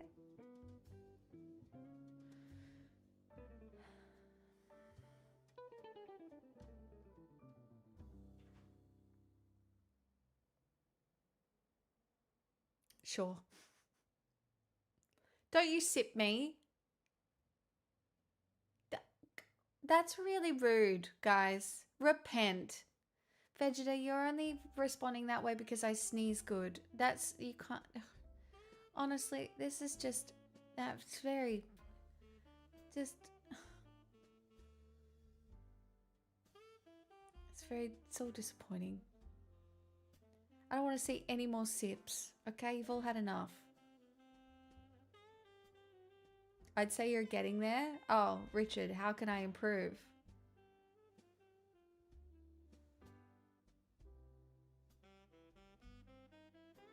But you're also beautiful and very intelligent. I really never thought that my entry point would be a sneeze, but I mean...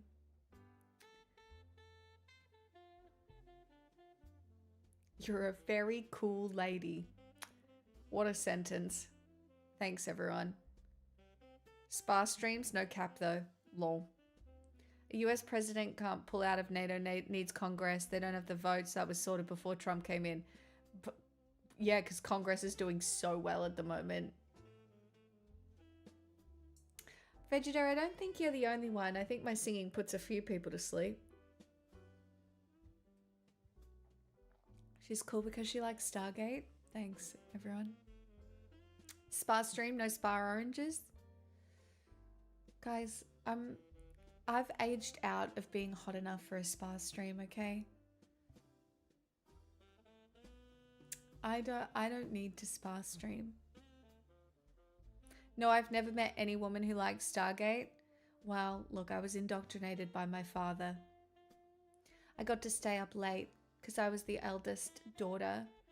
And so I got to stay up late and watch Stargate growing up. And then I was a depressed teenager and working at the golf club. I would get my $200 paycheck at the end of the week and spend $50 of it on Stargate from fucking Big W. And I would watch Stargate for the whole next week.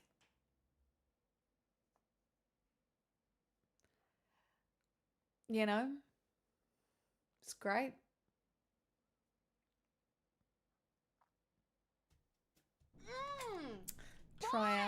Trier Handera gifted 6 months of Tier 1 to Vegeta the Defender. They've gifted 2,861 months in the channel. You know what? I don't hate it. Collecting random fetishes one by one. Alright, who's next? 6 months, Vegeta.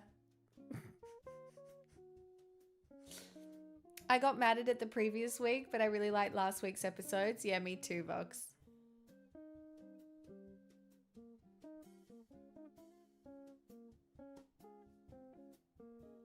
I don't think I can hit people on stream, Bastinada, but thank you for your support. I am going to watch my friend fight in an MMA fight. She's really good at Muay Thai. So I'm looking forward to that.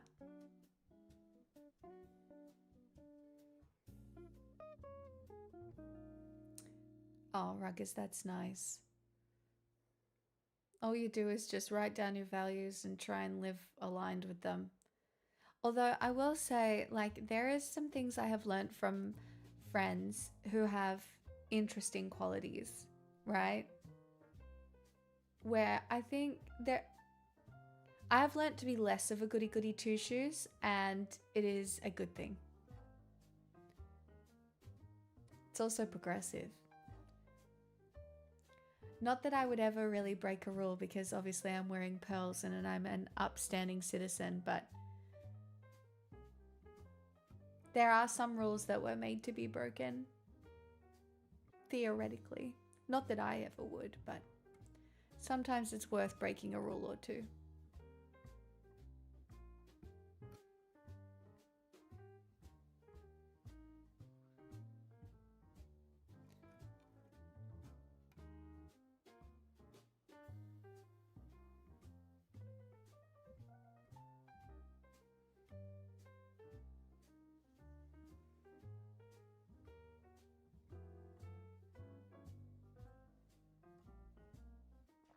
Not me, though.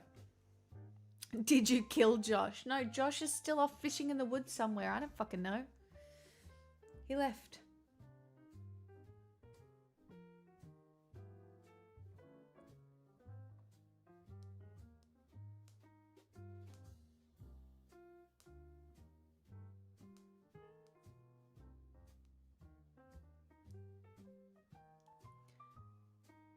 Oh God, Eldarin, it literally could have been an email. Nothing happened.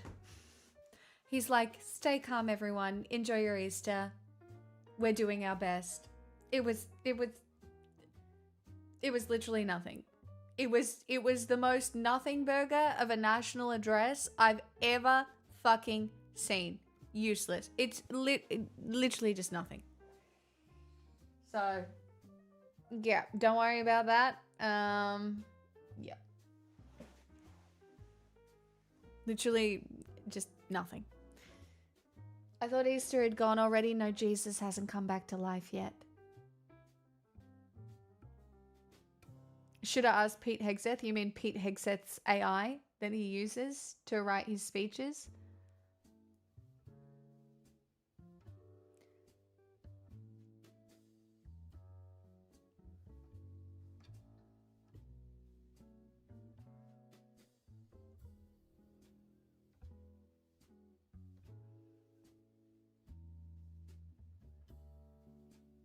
Pete GPT. Literally, though. I thought Pete Hegseth was the AI. No, you just know his speeches are written by AI. It's so obvious.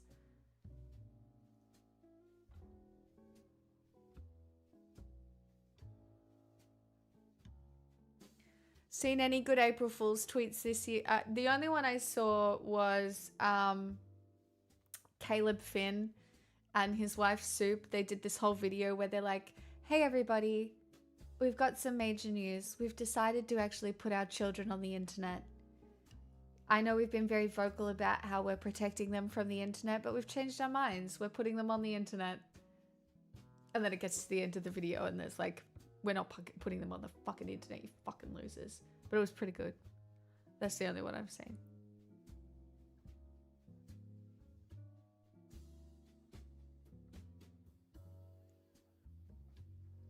I'm obviously dressed like a Republican queen, ready to make my Why I Left the Left video today. It's just the truth. What can I say? I've decided it's my destiny. Serena Joy who? It's my turn to be the white woman of the moment.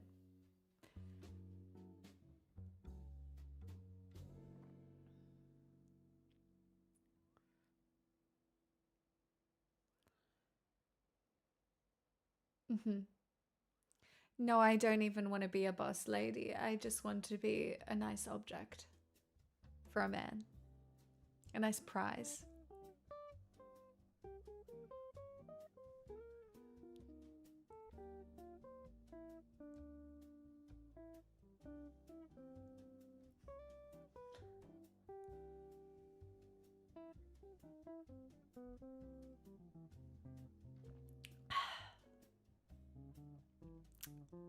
What do you mean?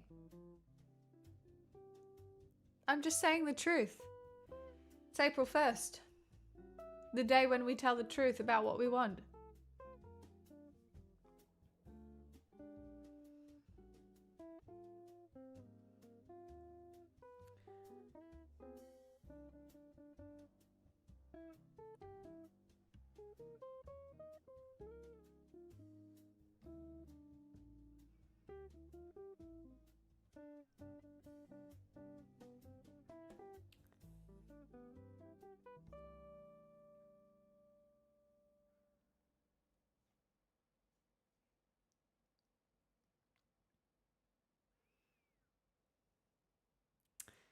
Oh God.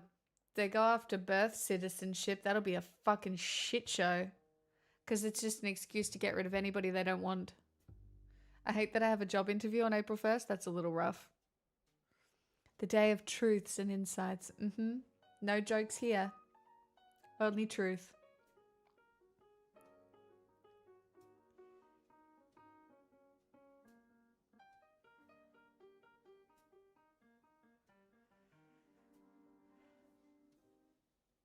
I don't know, our timeline is just so crazy forlorn. Like, what do you mean? Our timeline is just so crazy.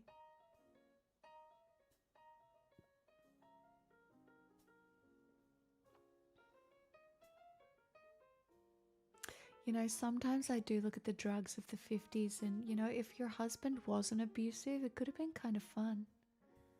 What do you mean you were just getting high and vacuuming to music all day? I could do that.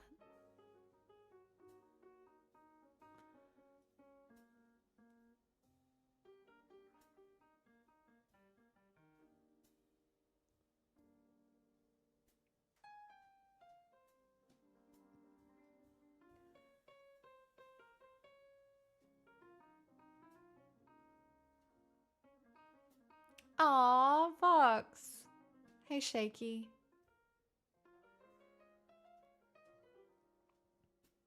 I don't know. Do you know how much cocaine was going around? It was prescribed for hysteria. You might even get a vibrator if you're lucky. Like, I could have been actually crazy. You know? They gave cocaine to babies.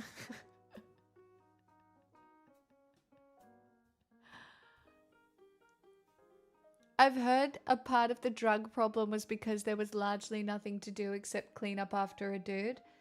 Yes, it's so funny how when you remove people's access to meaning in their lives, that they tend to have some issues. Don't know how that happens, but that is one of the effects of removing people's self-determination and access to meaning in their lives. Crazy. Can't believe that.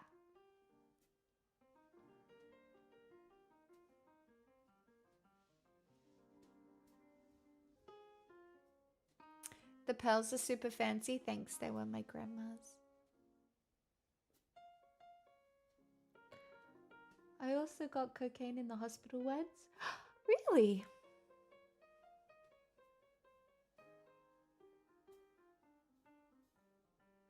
Can you please tell why the ABC in Australia is kissing elbows feet but badmouth ScoMo? And I know ScoMo fucked up a lot, but why isn't the government holding the same standard for someone from outside Australia? Kiwi Rob, you're so annoying. Scott Morrison was literally secret minister for everything. Also, he thinks he was delivered by an eagle to save Australia. Also, he shirt fronted against China and caused all sorts of issues. Also, his leadership during the pandemic sucked ass. Also, the ABC doesn't even kiss up to Anthony Albanese that much. I don't know if you've seen the media at the moment in Australia, but it's not great for Anthony Albanese. You're actually just so annoying. You're actually and also, why would we even talk about ScoMo anymore? That man is a religious nut job, and the fact that he was Prime Minister of Australia is embarrassing.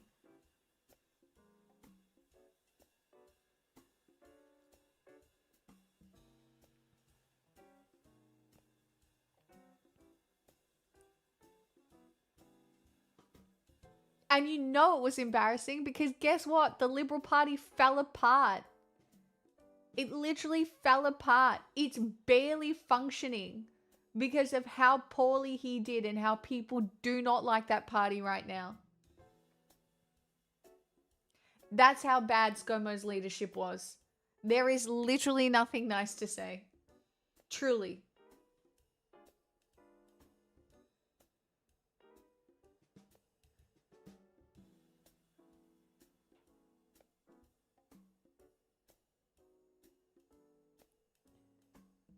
And to be honest, I don't even have that much nice to say about Anthony Albanese. But historically, Anthony Albanese was pro-Palestinian. He grew up, he was very progressive, and the things that need to make sense for his decision making to make sense as Prime Minister of Australia have only indicated to me that America has its fucking tendrils all throughout our fucking government. We are barely a functioning country. We are literally the 51st state of America. Our foreign policy is so deeply tied to America's that we are barely functioning here on our own. That is the only thing that makes sense regarding a lot of the things that Anthony Albanese has done coming up to this point.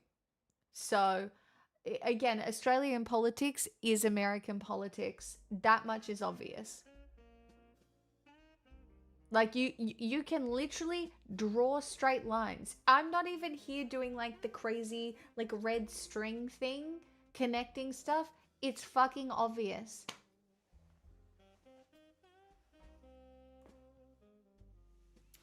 Well, Cozy Raccoon, this is my latest hot take. Democracy is useless if you do not have a robust, protected system and a solid, educated population.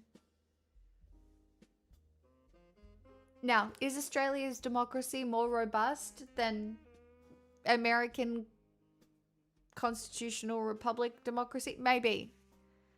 But even then, we've got some major issues between lobbying and the lack of education and the political apathy, and just there's a lot of issues here. And so, like, if you want to be pro-democracy, which I am, I'm pro-robust democracy, but also, guess what? It doesn't exist right now. The lobbying is too great. Look at what unfettered fucking mining magnates have done.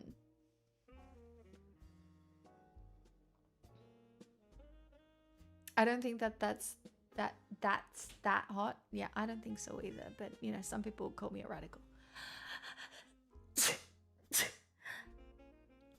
Oh, God.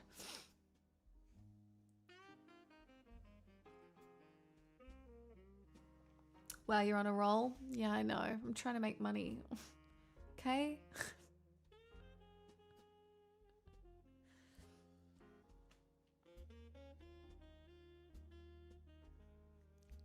I'm joking. I put dry shampoo in my hair. I think it's making me sneeze.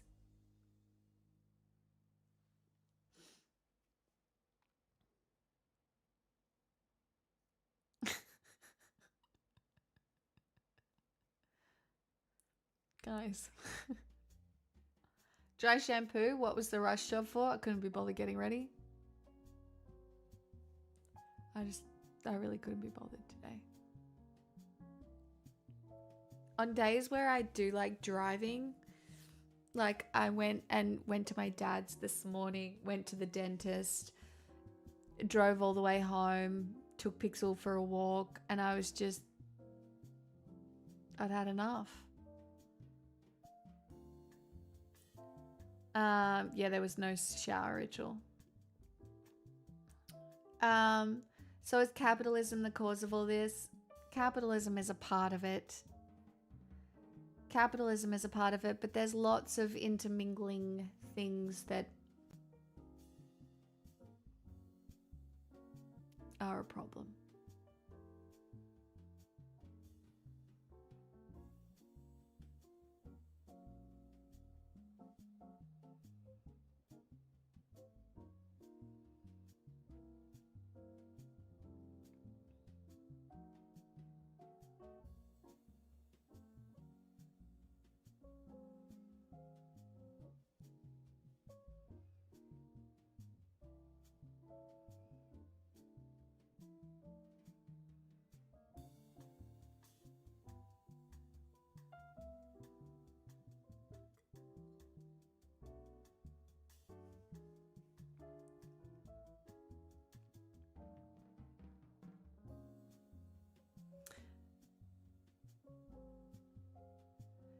I always ask this question, if not some form of capitalism, then what?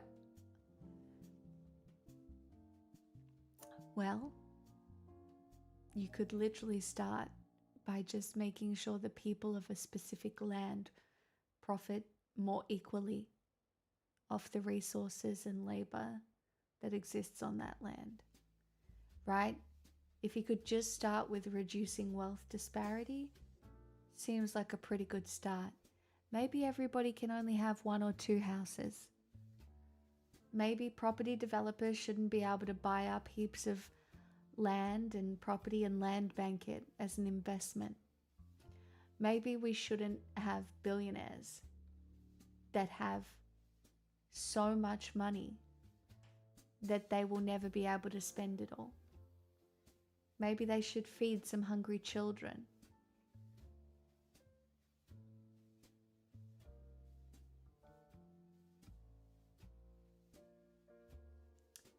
Maybe education should be free. IMO, all forms of utopia will fail? Probably.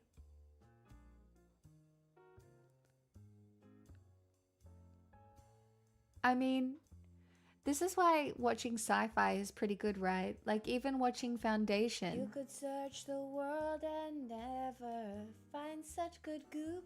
Hasn't been the best week, but I'll always be grateful for you in this community. Love you all. Tiny. 86 months and a sneaky tier 3 in a row. Slay. I do hope you feel better soon as well. But like Foundation is really interesting because it is a bit of a bird's eye view of what the predicted stages of like civilizations are.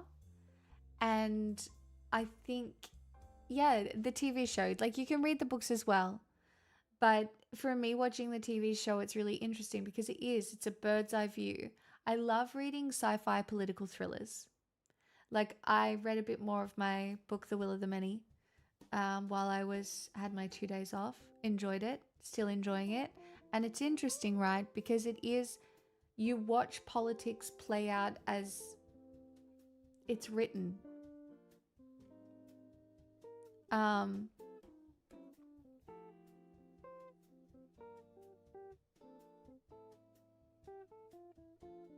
I love the genetic dynasty. It's very cool. But it does show you that in a lot of ways, all versions of utopia do kind of fail, right? You only have to listen to 3 episodes of the Collapse of Civilizations podcast to know that, if it's not one thing, it's another. And if you really want to have an existential crisis, all you have to do is think about the dinosaurs. To think of how long they were here for, and that we are just the tiniest little human blip.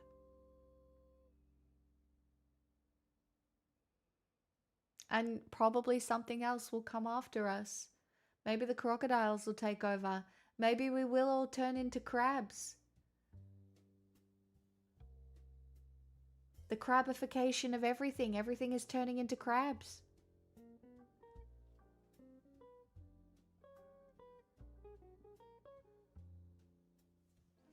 No, see, Charity, that's where I think you're wrong. I think we have to value consciousness. I was listening to a thing the other day, right? And as far as we've gotten with consciousness is that maybe everything is having a conscious experience. We are the universe, potentially, experiencing itself, and everything is having a conscious experience.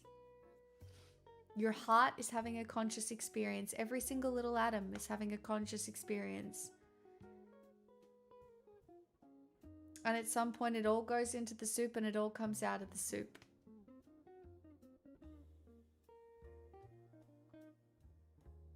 I don't think the scientists use the word soup.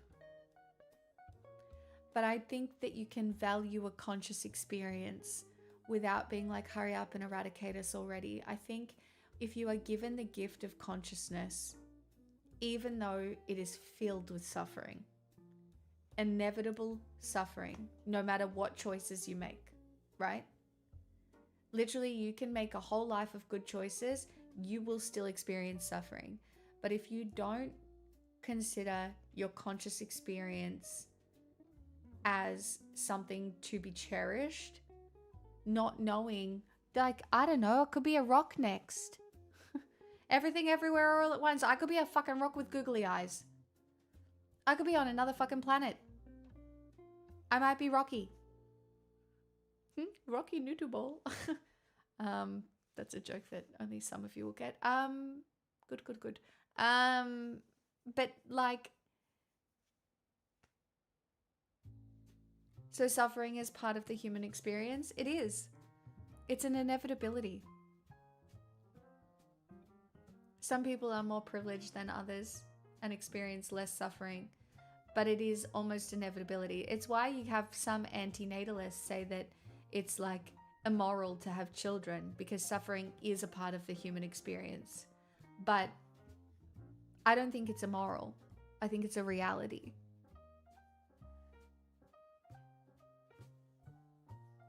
And I do think that the reduction of suffering is a noble goal. Which is why I think like bombing fucking countries is a bad idea. Or maybe don't commit a genocide or domestic violence or do reckless things that harm other people, right? A reduction of suffering for others is a good value to have.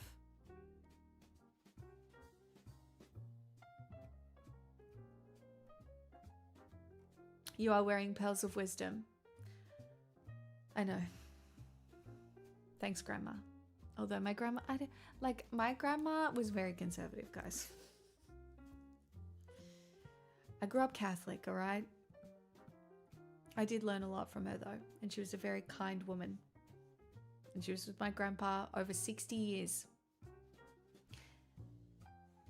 So...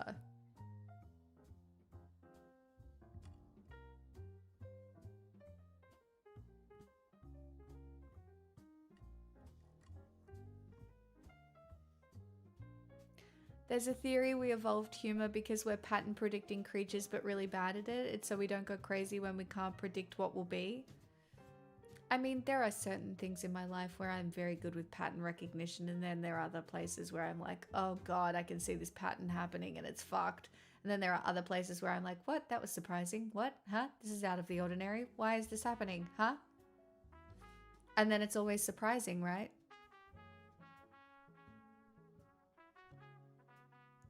I find it highly doubtful that everything is having consciousness. Well, scientifically, it's kind of one of the only ways that it all makes sense. Whether or what that looks like, we don't know, right? If you're watching an atom bounce around, there is a chance that it's conscious. Hold on, it was a no-nonsense spirituality video.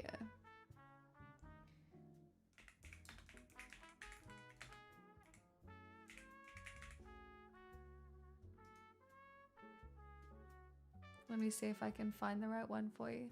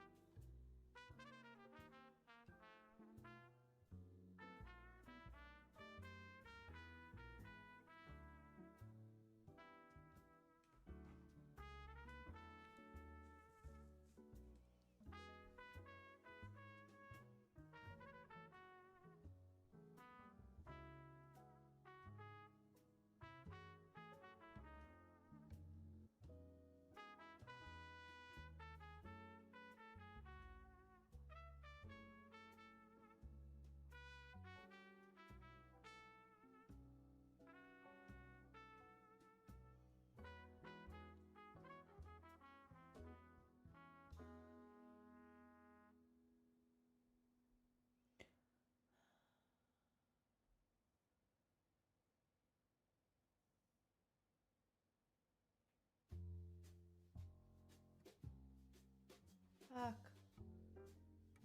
I didn't save it.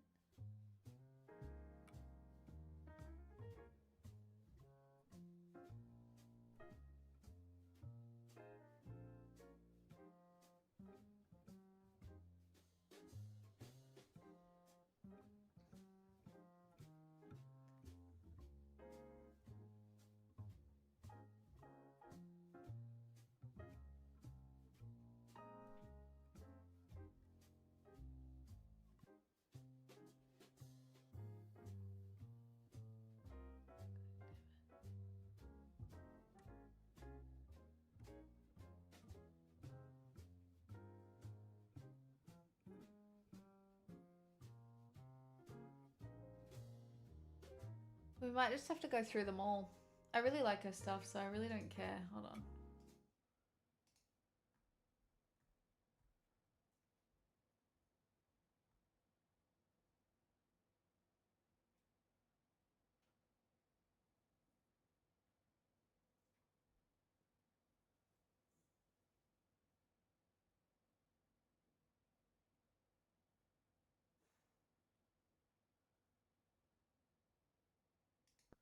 What is the most challenging spiritual path? Most challenging as far as requires the most ego work, the most inner child work, the most seeing your shadow? The answer is being in relationship. I was debating this with a guy the other day, and he said that every human needs to experience ego death as part of their spiritual transformation. But doing a one-time ego death alone as a curated experience is different than having to negotiate your ego in an ongoing relationship. The mirror that I most not want to look at as far as the growth that it demands of me is the mirror that my partner gives me. In my experience, I went to Easter Sunday church today, and here's how it went. For the past few years, I've been, if you don't know where to start when it comes to meaning of life, help someone in a place where you were previously hurt. This is a review that I got today. I didn't ask for it. I don't know this person. It's easy to pick on things. For me, it's less about childhood trauma, and it's more about the solar flares. We actually have some data on this. If you experience childhood trauma, you're more likely to get into the spiritual space. I've just received a lot of love since coming in here. You know, I don't have a big family until today, it felt like. It's like everything came together. Like, I don't know, I felt, one word, safe. I know I'm late to the show. Of course Shia LaBeouf has gone Catholic. I'll admit I got surprised. Here's some really healthy modeling that kind of shows what it looks like when you've done identity reconstruction. I'll admit I get a lot of comments like this on my platform, and I just want to explain to this person. This is the number one thing I would not do if my faith started to crack. And avoiding this. Why does it seem like everyone who leaves religion gets blue hair, a septum piercing, tattoos, and a podcast? Let's talk about it. When belief collapses. I've got a question to pose to the women. If you could have men go through one thing that women have to go through, what would it be? I scrolled through the comments in this question, and it was really interesting. The daily mental load of having to do everything for everyone every day. Being forgotten at the holidays when you make sure everyone else is taken care of. The empty Christmas stocking every single year. Planning everything for everyone and having nobody plan anything for you. Just over and over this message of being. To me, one of the weirdest things about being human is you don't know when you're walking around who's in the game and who's playing the game. Most people believe that they're a self, believe that there's an afterlife, believe that there's a God, believe whatever stories about right and wrong that they hold to, believe that there's objective morality, believe that they have free will, and they're in the game, like they're in the video game of life, really believing that how they view the world is real. And then there's always been this subset of people who are like, oh, this isn't real at all. None of this is real. And not only is it not real, this is all absurd. All of this is like the most absurd thing that I could think of. But because there's nothing else to do, I'm going to come back into this game, but fully knowing that it's a game. Fully knowing that the concept of self in the brain, this character that you feel like you're playing, is an illusion. It's just a shortcut of the brain. Fully knowing that all of this is absurd. Fully knowing that we're just these scared little. I'm looking for a specific clients video. where we never. Another day, another big case against a Christian megachurch for season 4 of Secret Lives of Mormons. Let me tell you about the last day that I was. What's going on with the closeted atheist? So this is Bailey, who I just responded to in my last video, and she had a question for ex-Mormons that I just. My fun little rabbit hole over the weekend was learning more about this mushroom species, which, when undercooked, can make you see little tiny people. What? I love people who I roll love on that. and realize very quickly how Bagel wonderful- rabbit! How you doing? We're on Spirituality High. Hello, I hope you had a wonderful stream. Hello everyone. I'm literally actually just sitting here scrolling through looking for a particular video that I saw on consciousness.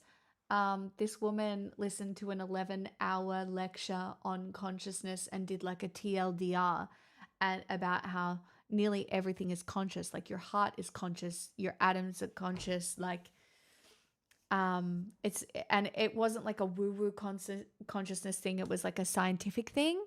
And I was trying to find it, even though this woman specifically talks a lot about spirituality. She's an ex-Mormon. But I am deep in the hole. Also, I did my parents' astrology, and they're like spot on. So I don't want to say I'm going off the deep end, but bitches, I am. Good stuff, but I can't relate. I'm currently unconscious. No, you're not. You're right here. How was stream? Were you playing? Were you playing? What were you doing? Welcome. Thank you so much for the raid. The Australian National Address really could have been an email. It was very boring. And yeah, I know, Strawman, but I can't find it. I scrolled through. It may be counterintuitive, but let's talk about the ways that women have historically upheld patriarchy, sometimes even more than the men. I don't know. Japan's High Court just upheld The collapse of performative New Age spirituality. the Pope's astronomer. But yeah, basically I'm Mormon except for the God thing. I know that most of you guys. What is psychologically and religiously going on with the women who find themselves protecting very powerful, very problematic men? You know what? I'ma play this one for you. I've seen it. I'ma play it for you. Gotta head out. Stream is good. No. Go. Nap. Welcome on in, everybody. If you would like to stick around, please feel free. But also, I can't play the violin well. I will be singing in probably about half an hour if you're willing to listen to me for half an hour. But I understand that's a very long time to put up with a new person's personality. Sometimes it's fun. Sometimes it's not fun. Anyway, cool. Now, we know psychologically in general that when people experience threat or chaos or uncertainty, that they gravitate towards very strong leadership, punitive justice, very black and white moral certainty, and clear hierarchy. And that's true of most neurotypical humans. Now, what Christianity does on top of that is teaches you that God is male and sovereign and all-powerful and punishing, and that the safest place to be is under the umbrella of protection under that God. And what this does for women who are raised in Christianity is that it encodes in your psychology very early on that the strong father protector is the person you are most safe with. So the women who wear cross necklaces and find themselves standing in front of Trump and other powerful men or Epstein file men in order to protect them, from the outside that seems like a very precarious place to stand as a woman. However, when we get down into their nervous system, these women truly feel like regulated, nervous system regulated by finding themselves in that position. And one of the reasons for that, there's truly women uphold patriarchy via proximity to men in so many different ways. Many other reasons too, but one of the reasons for that is because Christianity coded into them very early on that yes, God is scary and can send floods and punish people, but the safest place to be is on the side of God. Now, when the women who protect patriarchal systems get discarded, three things can happen psychologically. The first of which is just they double down and they intensify their loyalty. And Christianity is going to give them a lot of language to do this because there's always this idea that you are being persecuted for Christ's sake. The second option is just they redirect that allegiance to the new male strong figure because even though maybe their loyalty to a certain person has failed, that nervous system thing is already in place and they're just looking for the next strong male authority to be able to be loyal to. And the least common, which is unfortunate, but the least common psychological response for when these women are discarded by the very system that they're trying to protect is that they'll deconstruct the hierarchy, which is the least common, but the most psychologically transformative. Honestly, a crisis of faith is one of like the 7 things that will literally fuck you up in your life. That's why it is the least common. It is very, very, very, very difficult to deconstruct a religion that you were raised in. Fuel rationing in Indonesia, that doesn't surprise me. The next few months are going to be crazy regarding petrol and fuel. because admitting betrayal means that you're going to have to admit that the system is unsafe, that your judgment is wrong, that you may have actually That you've spent your whole life believing something that is not true as well. Caused harm in others. It's an identity collapse. I mean, there's a lot of psychological things going on that the brain is going to try to avoid. And this is one of the reasons that Christianity is more dangerous than it seems at surface level, because it is encoding, especially to little girls, that the safest you will feel is under the umbrella of this very old, scary Old Testament God and very problematic, powerful, authoritarian men. And when you encode that in your nervous system, before you're even rational, it can drive behavior for the rest of your life. What is psychologically... It's interesting though, isn't it? Reason why I am. When is astrology a tool and when is it a religion? As of today, we have entered Mercury in retrograde, this one in Pisces, and if you use the movement of the planets as a way to check in with different aspects of your psyche, that is a tool. So if you... You did? You found it?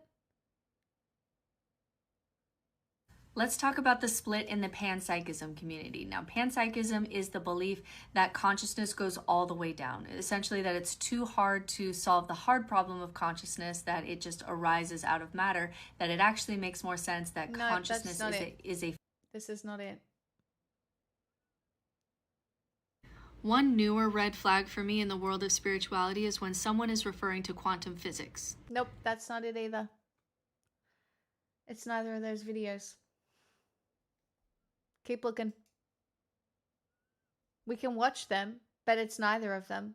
As neuroscience Robert Sapolsky says, quantum physics is good for quantum physics. It actually doesn't scale up to the level of the brain. I don't know if it's been deleted or not. So much of spirituality in the past has always been the concept of the God of the gaps.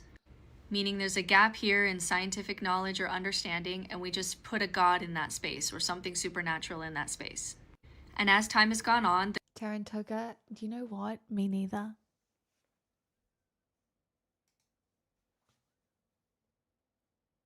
Me neither. I was faking it at church the whole time. I don't think I really believed. Like, I don't know if I have to thank my parents, but like, I was never like, God's gonna come and get me. I never felt like that. Ever. And then it was unpacked for me so early.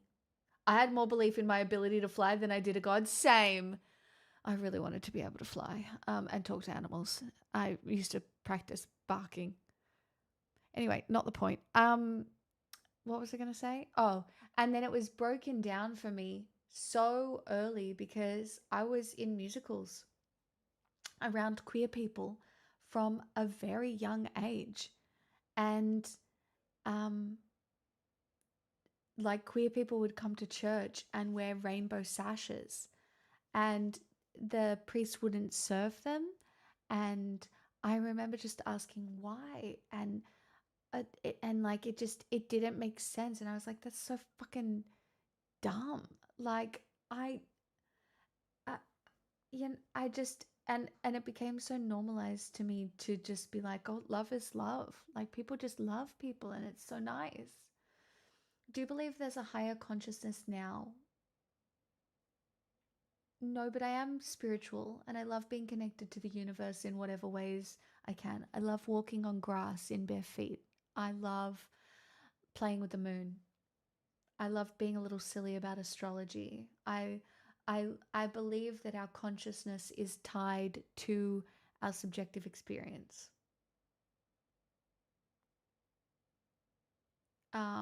And we can have some sort of control over that, I guess, but also no.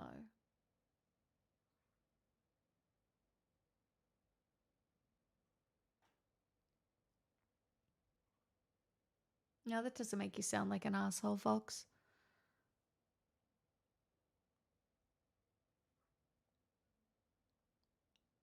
Thomas, not the 10 years to get over it.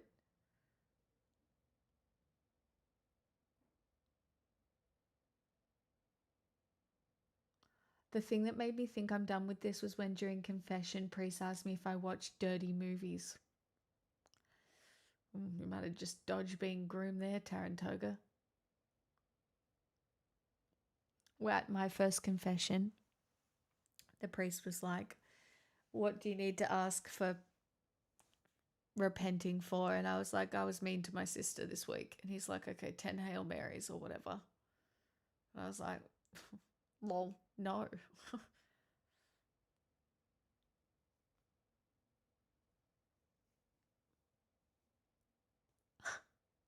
Like, no. I'd watch the Hail Mary Project Hail Mary, you mean? It's a good movie. Amazing. I enjoyed it a lot.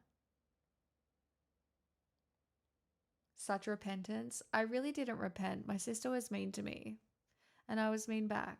And I didn't feel bad about it. I don't know. I just didn't. I did not feel bad at all. Can be probably not too far away, right? Yeah, I know, but Buddhism is still inherently patriarchal for Lorne, and I don't like that. I'm sorry, as somebody who has done a lot of unpacking that the male life experience is centered in nearly all religions, I will not participate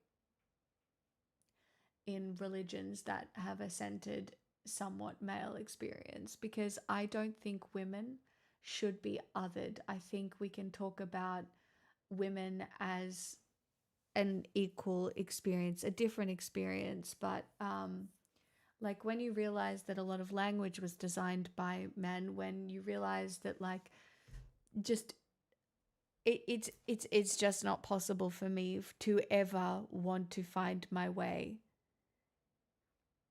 towards that. I just don't want to. It's not appealing.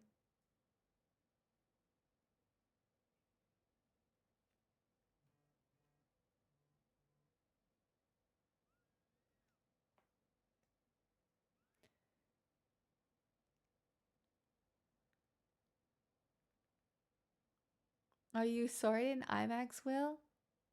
Society was patriarchal, but it's changing. I don't care. Sure, society was patriarchal because women were erased from history. Like religion has obviously been, I just immediately know. You can go back to Turkey. There's a whole matriarchal society there that was erased from history that lasted thousands of years. And the way that like women's experience is written as the experience of the other frustrates me to no end.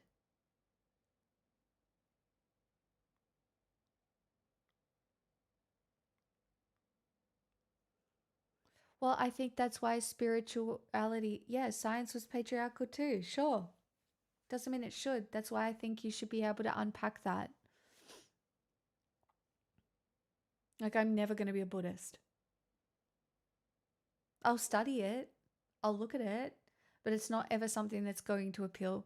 I think your spirituality these days is something that you need to work on in a very personal way. And you can tell people how you experience your own spirituality if you want to, because I do think it adds a level of whimsy and meaning to your life that you really can't get many other places, right? But I think that that does have to be quite personal. And I do not think it should come in the form of aligning yourself with any institutionalized religion, especially ones that centered a male experience. Like men were the only ones allowed to approach or find or seek enlightenment. Yeah, I love having spiritual dreams, Fox. I have them sometimes. I love them a lot.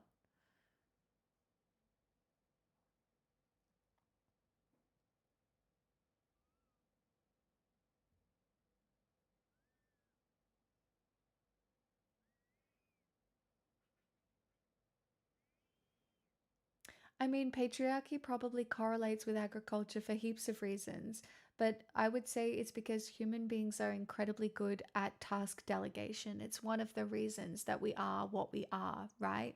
So it's very easy to be like, okay, you guys are going to do this together and we are going to do this. And when you task delegate like that, it allows for progress because it's only one person.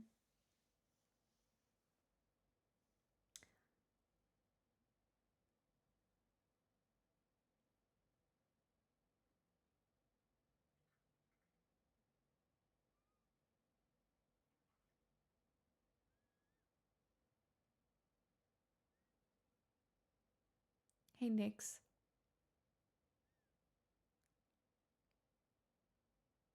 Falon, I'm not trying to undermine your own experience of Buddhism, right? Like, your spirituality is yours. And if Buddhism resonates with you, I am very happy for you. It's not mine. In the same way, if somebody in here believes in one of the gods out of one of the Bibles or one of the other ones, I'm happy for you. Like, if you derive meaning out of those historical texts, I'm not trying to take that away from anyone. But I will push back against any sort of like evangelism.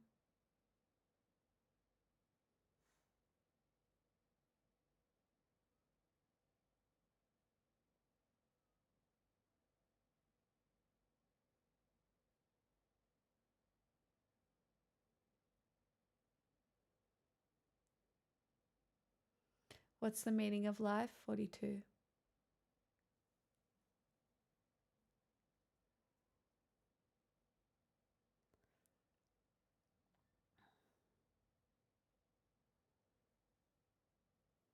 And I don't know if there is a meaning of life. And 42 does a very good job of answering the question because it's an absurd answer.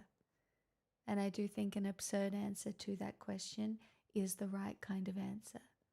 That's why Hitchhiker's Guide to the Galaxy is a perfect book. Because if the answer to the meaning of life is 42, it means that life is absurd. And so your experience of this life, of this timeline, of everything that adds up to the picture and conscious experience that is your life, it's all absurd. The Peace Pagoda near my home is led by a woman monk. That's all I say. Yes, but historically it wasn't. And I don't want it anyway. I know, but it's not for me. I feel much more connected to the moon and other things than I do to Buddhism.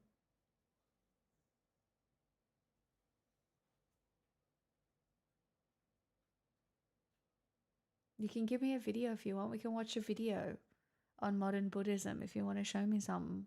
I'm happy to.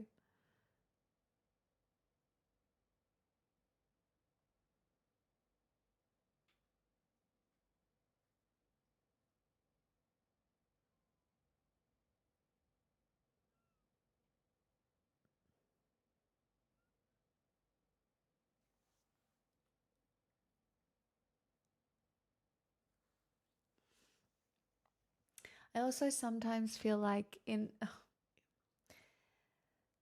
I have hot takes, but because I am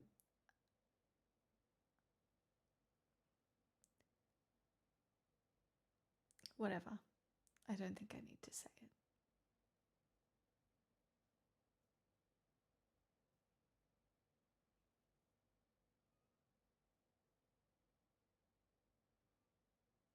Also cheese. Guys, it's not a cult. You can't just tell everybody it's a cult when they first come in. You'll scare them off. It's a community, guys. Community. Keep it casual. Fuck. Famis, that's so nice. Thank you for the 20 gifted subs.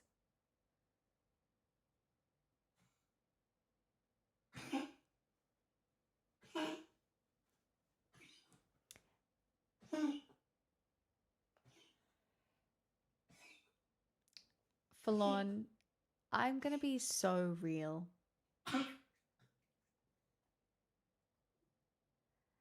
Religion is very good in certain sects for community.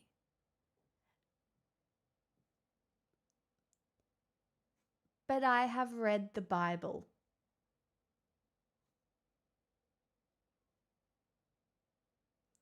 And you can modernize and interpret it however the fuck you want.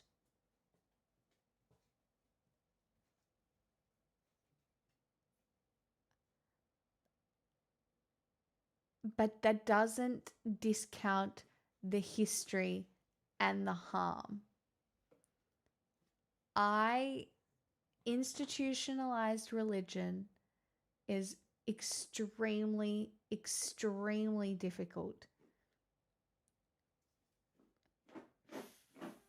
for me to get on board with.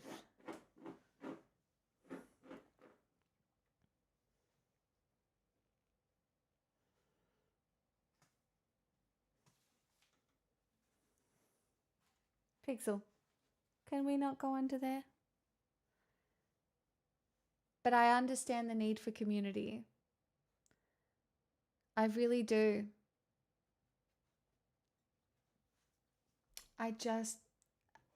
It's very, very, very, very difficult for me. Keeping in mind, my church was full of pedophiles, so yeah, good fucking luck, okay? No. Noah, what do you mean? Famous, please do not apologize. You're my first gift sub bomb of the month. Alpha April, you're the alpha. That's right. Welcome to Alpha April. You've just achieved momentary alphaness. That's right. Do you feel really alpha right now? I bet you do. Hope that's great. I've just received a lot of love since coming in here. You know, I don't have a big family until today, it felt like. It's like everything came together. Like, I don't know, I felt, one word, safe. I know I'm late to the Shia LaBeouf conversation, but I want to add something that I feel like no one is talking about. Obviously, by now, it's very cliche that when a man is under allegations or wants to reset his public image, he finds himself in Christianity, Russell Brand style. And what I feel like no one is really saying out loud is we're not giving them in secularism really any other option. Secularism is really great for punishment. We love public shaming and exposure, loss of status, canceling someone. But we actually don't have any way in secularism to be able to give someone a path back into fellowship into the community.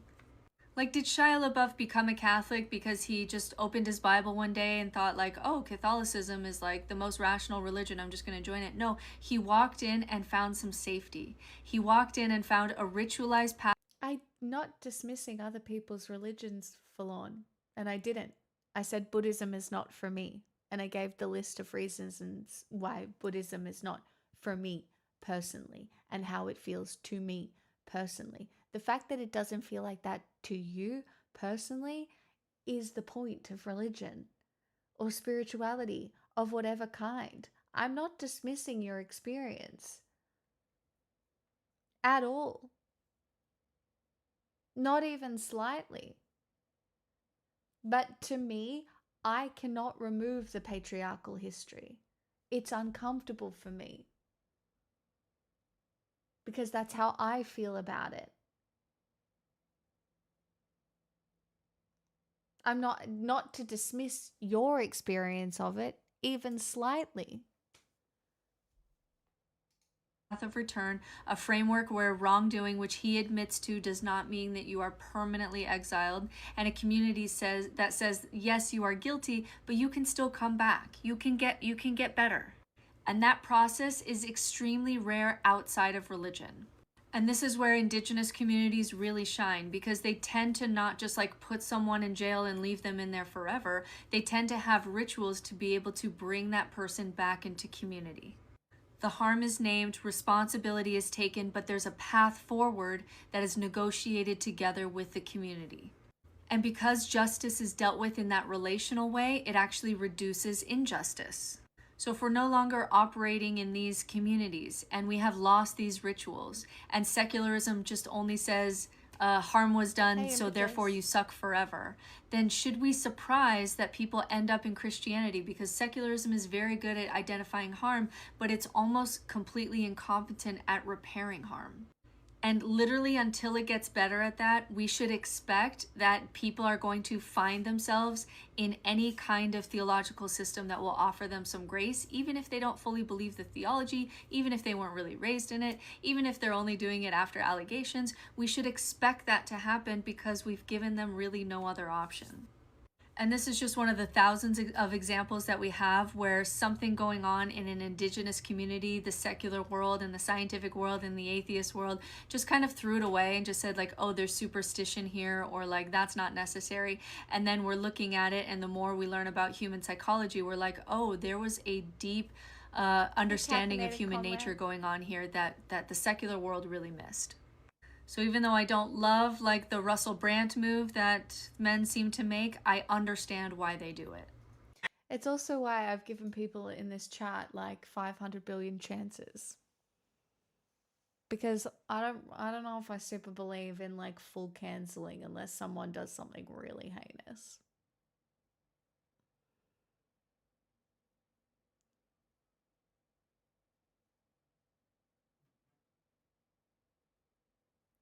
Like, again, don't fucking push it, Jas. You're close. Explain the function of the Children's Koori Court in Victoria. Yeah. So I actually studied this. Obviously, it was part of my degree. And Indigenous courts here in Australia do actually quite a good job of rehabilitating, kids who have done something wrong in certain communities. There's also other round table kind of things that exist here in Australia, where people can go. We have, there's obviously like mediation, but there's another one. You have mediation, you have arbitration, you have like, there's round table things that can happen as well. Conciliation, and it's really important. It's why obviously part of my degree was studying the prison systems, and what doesn't work is prison. Like, prison without rehabilitation is a problem, because people just want to stay in prison because it becomes their normal. Or like, obviously you do need certain places where people go when they need, like, you need to protect the community from these people, right? There is a thing that happens sometimes. But there's a lot of really interesting things you kind of have to get comfortable with. What does rehabilitation look like? What does protecting the community look like? And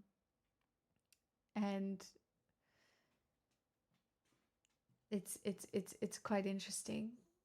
Hi, crazy geeses, lol. What's going on, my little darling? Chat, how long have I been live? Hello, my sweet. I think she might need to do a wee, you guys.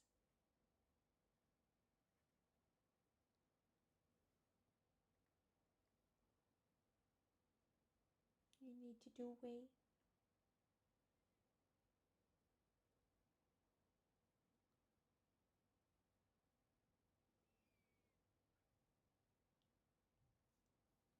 You're so cute. Can I show you guys something?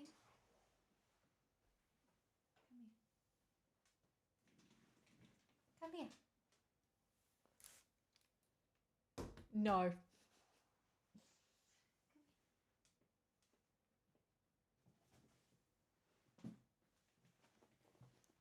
She was wondering if you would like to see her haircut.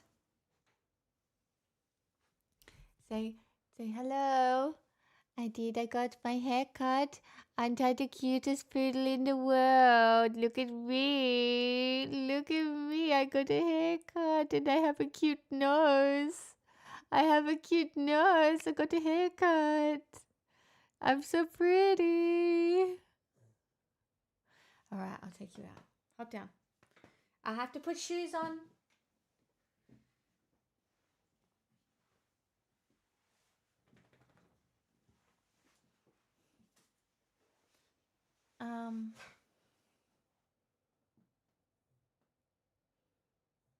Being alone most of the time leaves me with introspection a lot, especially before smartphones.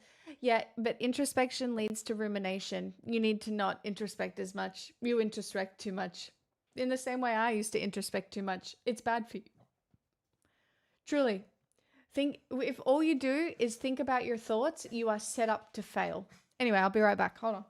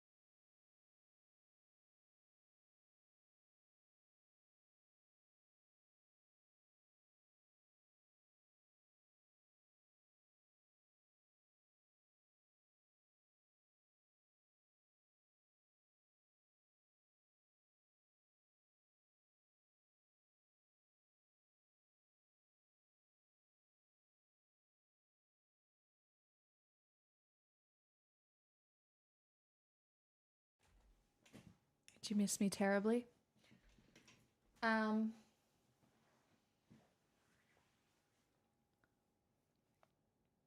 Introspection is super important, especially these days. It's more important than ever, but you can go overboard staying in your own thoughts too much. Yeah, what's the philosophical quote? Where it's by some famous white dude. And it's like, if you only have your thoughts to think about, you are something. Does anybody know the one? I know, Zero. Doesn't she look cute? The philosophical throat. You're welcome. That's my new philosophy. The philosophical throat.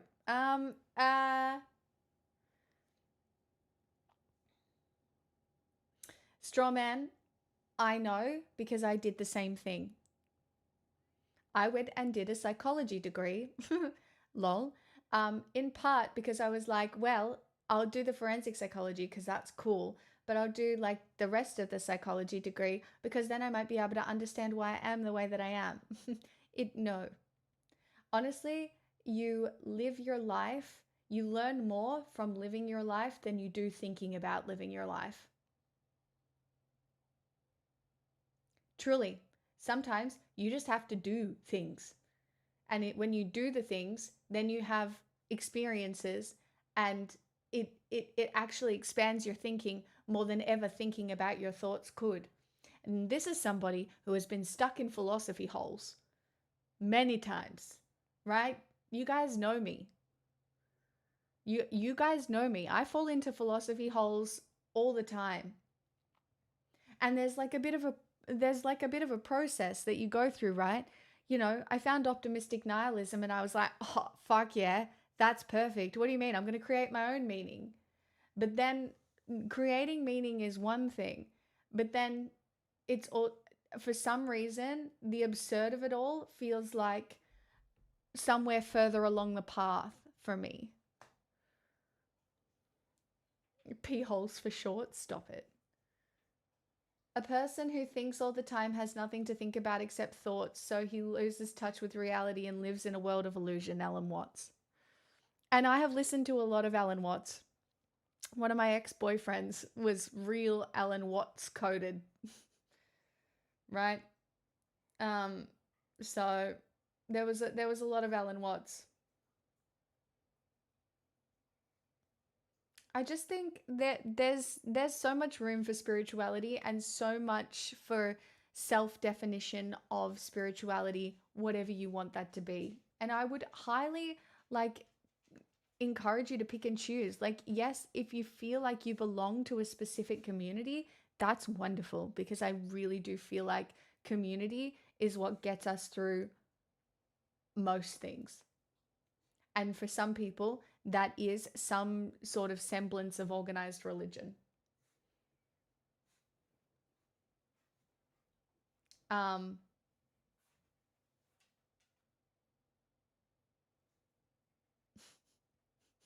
Vic. Shh. My God. Have you heard DJ Khaled speak on belief? I have not. You know what's so crazy, man? It's like, it breaks my heart.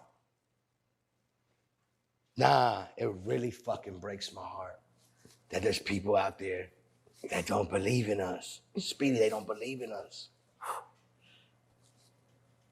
This shit breaks my fucking heart. Nah, it's fucking crazy. If you really think about it, like, it's actually humans that don't believe in us. Shame on them. How could they? Shame on these motherfuckers. God did. You know what's so crazy, man? It's like, it breaks my heart. Nah, it really fucking breaks my heart that there's people out there that don't believe in us. I'm gonna need context.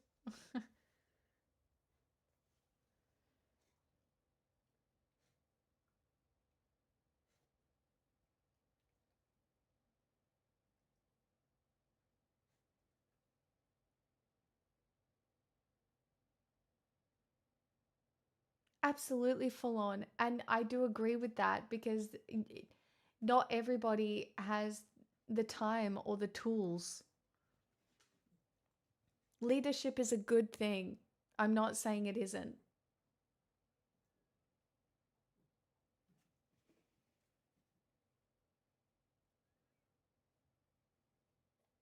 Russian KGB 89 needs some contact.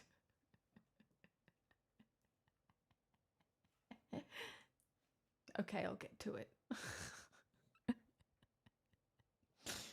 Stop. That's so funny.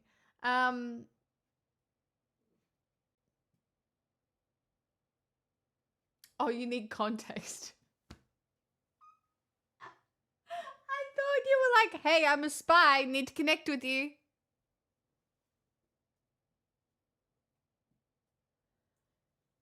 I hope you have more time too soon, Falon.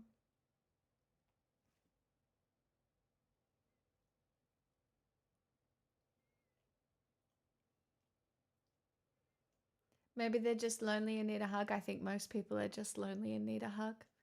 I think at the end of the day, as much as spirituality and all of that can mean anything, I think people want to be seen. I want to be seen.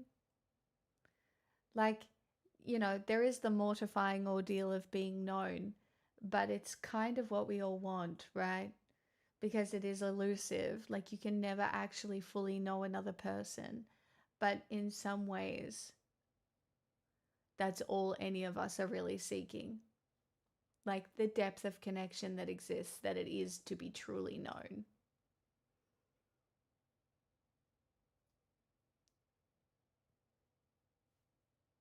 Perhaps.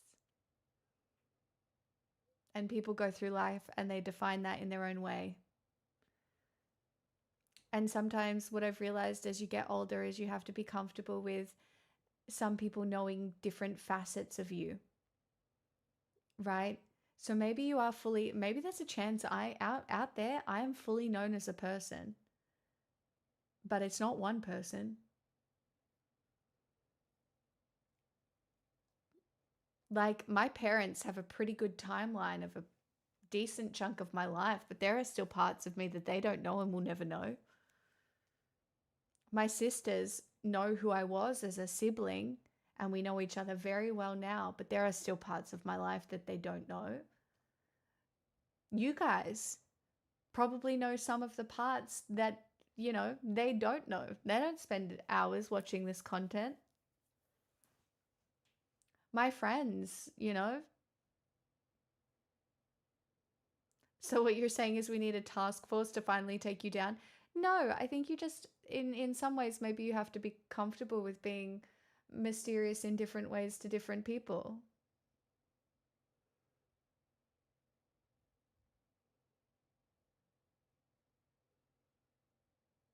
The algorithm knows me better than any human ever could.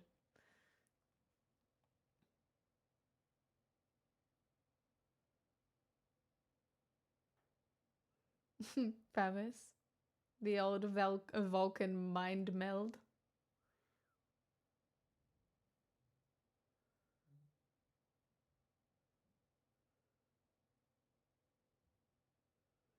All I know is that there are people in this world that I have found immense pleasure in getting to know as like really different, interesting people who are so different to me.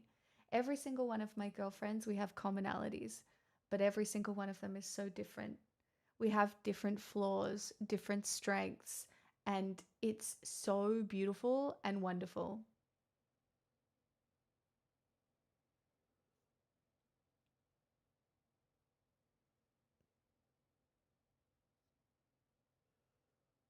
Yeah, and like there's a version of ourselves, impetus, that exists that no one ever knows, right? Because you can't give somebody your entire internal world. You can't be like, here is every single bit of contextual information you need to understand how I ended up this way. Or here is every single piece of contextual information you need to know how I am processing this moment.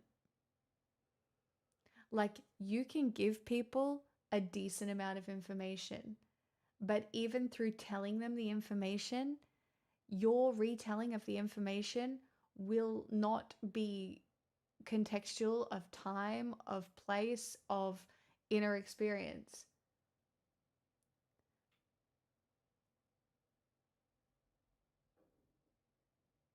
And like you can do a pretty good job in certain forms of therapy, right? Where you give enough context to talk through like, you know, cognitive behavioral therapy and get to the point where you can fix some things.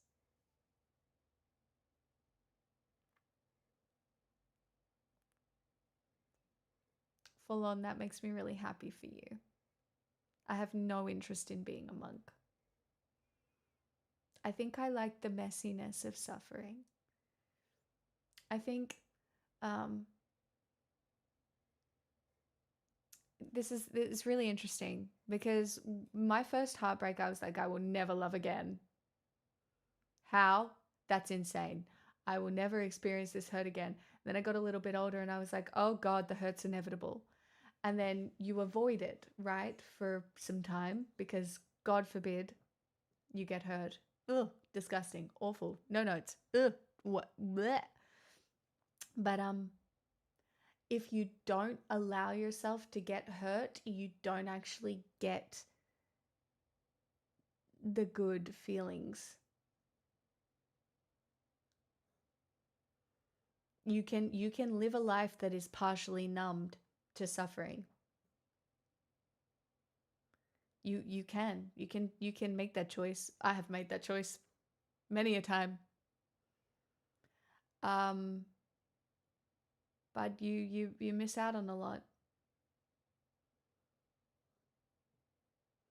Doesn't that justify those who cause suffering? No, because again, the value, Cozy Raccoon, should be a harm reduction of suffering in general.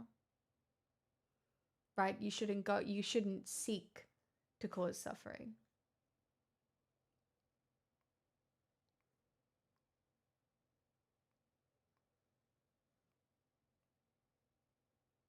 But it is inevitable. So accidental suffering, yes, I mean, people are going to die, right?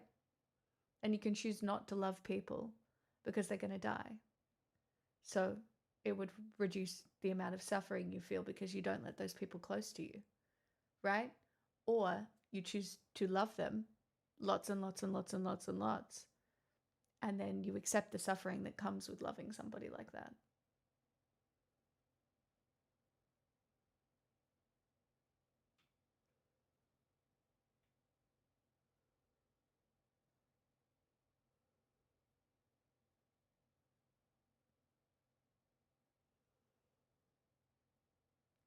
I do think in some ways we all accidentally cause our own suffering sometimes.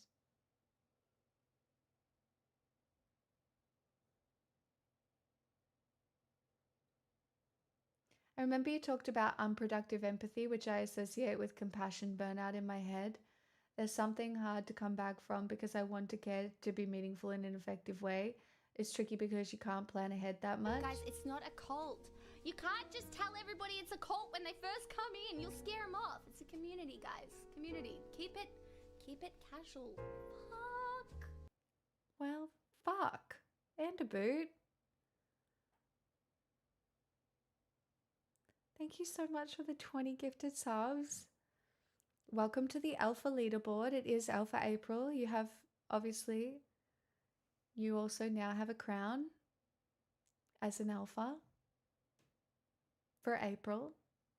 We will figure out who the one true Alpha is at the end of the month when I give out the Alpha Awards. It's giving a megaverse. It's going to be great.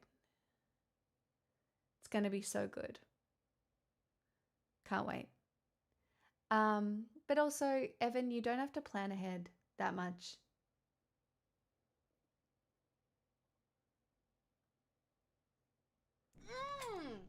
Boy! Captain Farmers gifted a tier 1 sub to Caffeinate Comrade. Oh, that's very They have nice given of you. 1851 gift subs in the channel. Farmers, thanks for giving Caffeinated Comrade one. Oh, and now you're back on top of the leaderboard. It's only the 1st of April. There's still a month to go.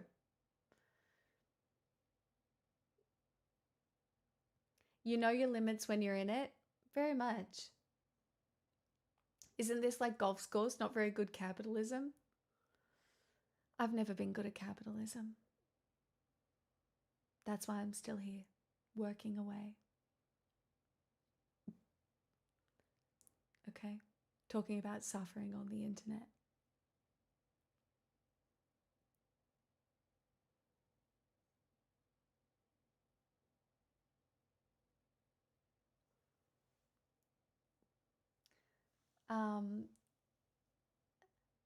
My perspective, monks aren't numb to suffering or isolated from it. Do you mean aren't? Forlorn? But I understand. And Boo gifted a tier 1 sub to Russian Kb89.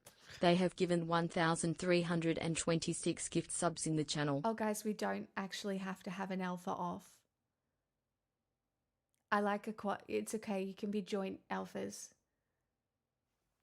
It's okay. We don't have to do that. Yeah.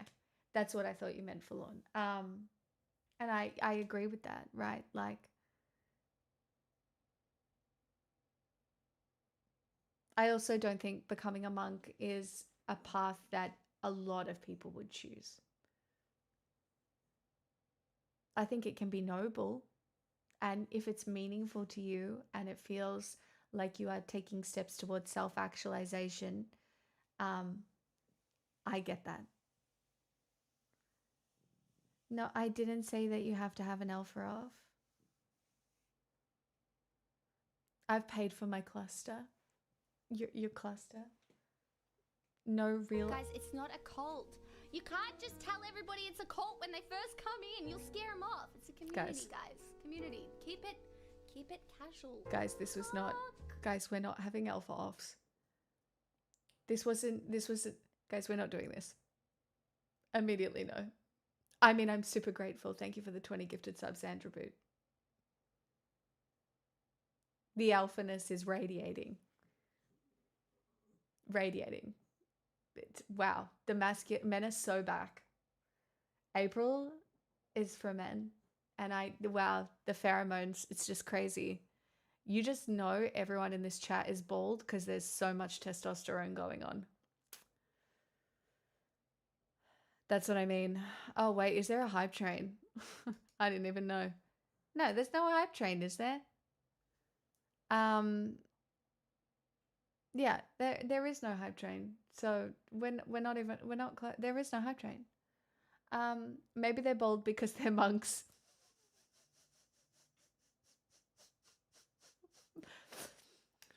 God of Worst. That is an incredible first message, tying everything together. You can stay. Well done. Tee hee ha ha. Very funny. Well done. My username would suggest otherwise, that you have an afro. Well, then you might just not be an alpha, okay? Not enough testosterone for you. Scraticus, afternoon. Hello. I think, honestly, if we had a hype train right now, we would have already skipped Irish. Bow bow. No Irish for you. I will do fancy British again. If we hit it. If I can be royalty again if you would like. I can be really classy. You know?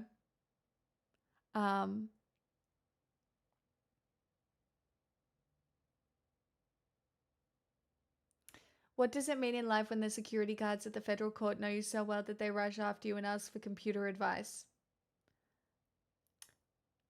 That you're a fixture in community. What community? I'm not sure. Maybe the passionate public servant community. Do you have the pearls on? I do. I have the pearls on and everything. La la la la la la la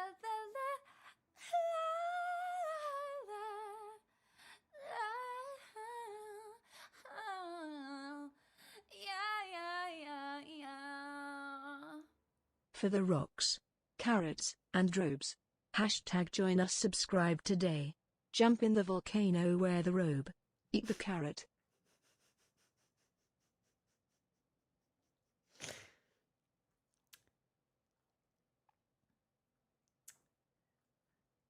Well, I'm not putting the glasses on. You can't make me.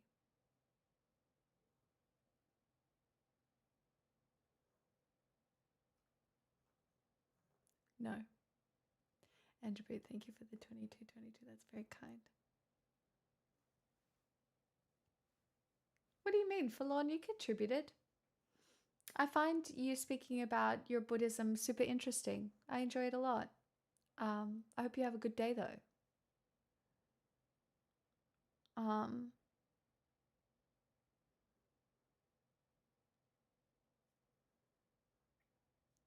I don't even know where my glasses are, guys. It would require me digging through a box, and I cannot be bothered. I did get sunglasses off my grandma today.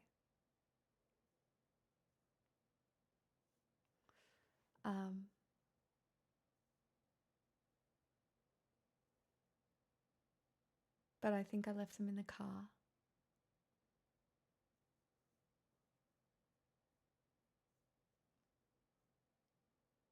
When did we get the nice mood lighting? Been a minute. When I decided that I wanted to, I like warm lighting. It feels cozy. How did moving go? I sorted so many of my dad and grandma's photos into piles for everybody else to go through. I witnessed some photos. There's some really nice photos in there, and then I just had to make some decisions. You know, there's just so many. It's just a lot to go through. You know, lots of little random documents. My great grandpa's license. It was $11, by the way. Hi, Louie. Or 11 something back in the day. It was just the stuff that I was going through.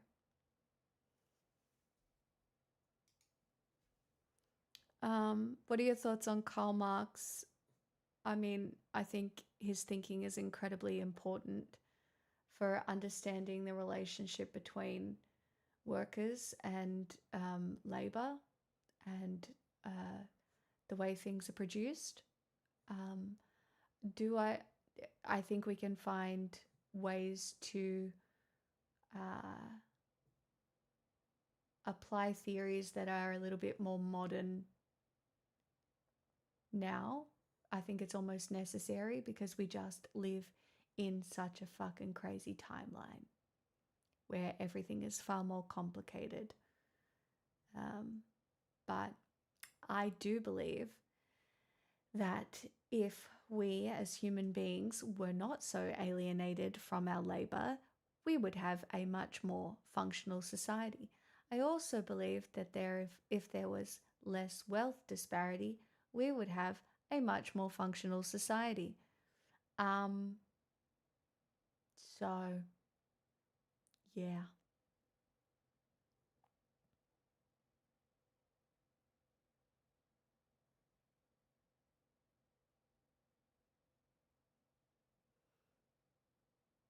I think it's worth going and printing off some photos if there's some you want to keep. I think the saddest photos I found was that I printed off my grandma. My grandma hated looking at phones. And so I printed, when I went to Scotland, I printed her off the photos I took and put them as photos. And I gave them to her in the nursing home. And she kept them. But obviously they're just there now. This is a full-blown house deposit, so... Tino, thank you for the 15 months with your Prime. And so I think that was just, you know... Yeah, It was weird because I was like looking through all my Scotland photos, but mostly I was remembering showing them to my grandma before she died.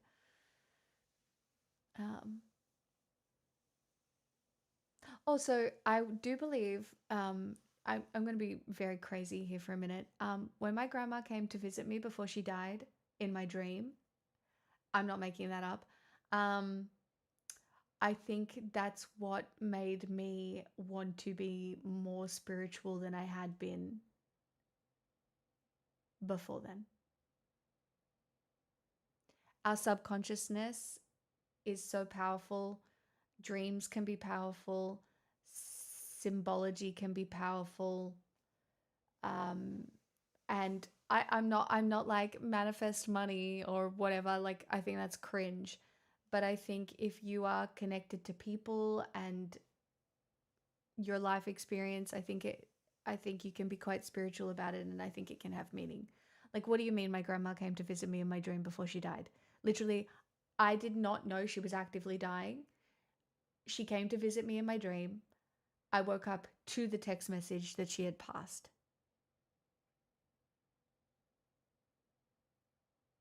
And the dream itself was so vivid, and I will just never forget it. I wrote it down straight away. I woke up and I wrote it down in my journal straight away, and I will just never forget it.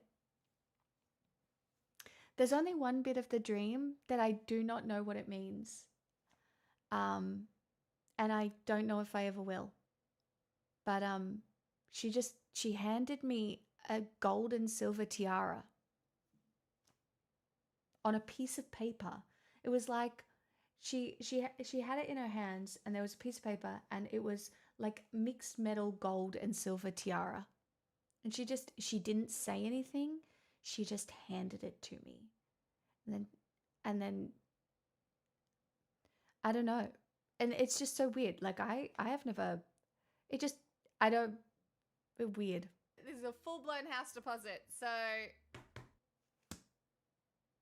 Depna, 3 months and 3 months in advance. Wow. Thank you. Clearly for the castle when you're on the throne. I am bringing about the matriarchy, and I will have a gold and silver tiara. How did it make you feel in the dream? I was confused. She handed it to me and I was confused. I was like, why are you giving this to me? Maybe the idea collecting precious metals. She's like, invest in gold and silver right now, and I never did. Silver typically symbolizes memory and reflection, and gold represents malleability in life. Maybe. Do you know, I was going through jewelry with my mum today, and she showed me the scarab beetle bracelet, and she's like, do you want it? And I was like, no, Mum, you have to keep it. Obviously.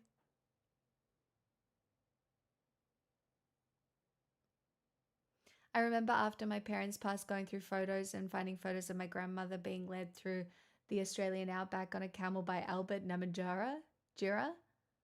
It's sad and amazing at the same time. I don't know, it's pretty amazing. I love looking at people's lives and hearing stories. And oh my God, Rob, I love that for you. Did you go back and pick up the other scarab you were talking about a few weeks ago, the one in the park? I did not. The dead one? The dead scarab I just put in a bush.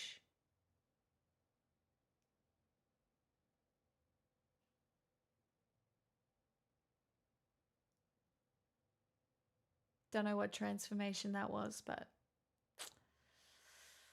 pretty cool.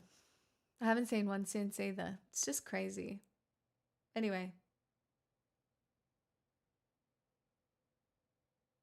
I just find it interesting that both have come up. Yeah, in a week. I will never forget. Diabolical. Like, what do you mean I run into an alive scarab, give it a new home? A week later, some shit happens. A week later, I run into a dead one.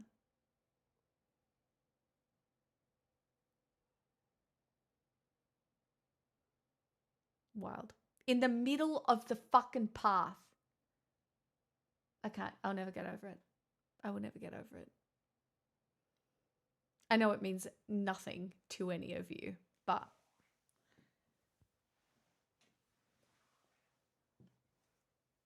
safe driving, Forlorn. I wish I'd listened to my grandma more attentively when she was alive. Now that I've matured, I feel like I could have had some cool conversations with her, but I guess it's a lesson to do the most when people you care about are still alive. I ask my parents for stories now. I ask everyone for stories now.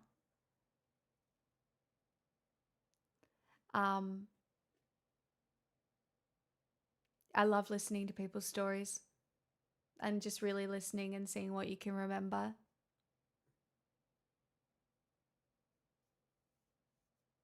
You know, even you guys, I remember a lot of your stories.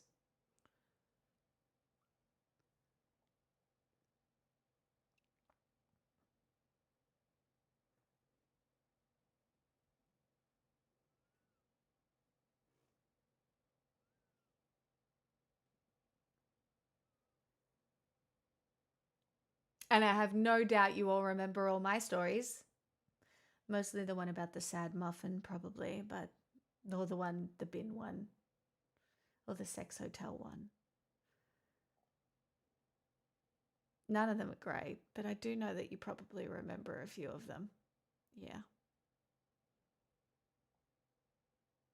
Do you know I actually went back to the cafe of the sad muffin literally this morning and had breakfast? It was good breakfast. The guy who was the sad muffin guy was like, oh, shakshuka. It's good, isn't it? And I was like, you forgot me. I didn't say that. I didn't say that. But I was thinking it. I'll never let it go. I'll never let it go. I've let it go. I've forgiven, but I will not forget.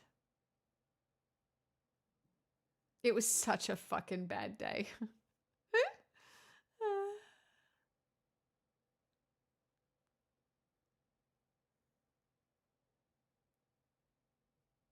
We know a lot of stories from that one friend of yours. Yeah, that crazy friend of mine.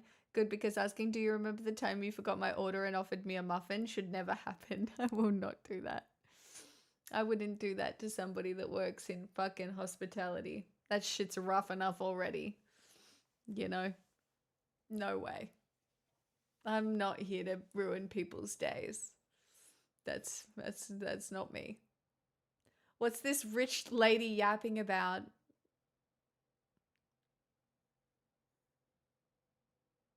How much I love men.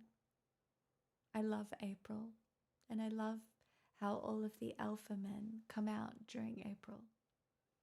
It's my favorite month. That's what I'm yapping about.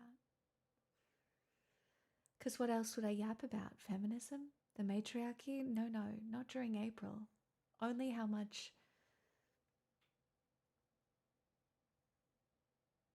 I love men.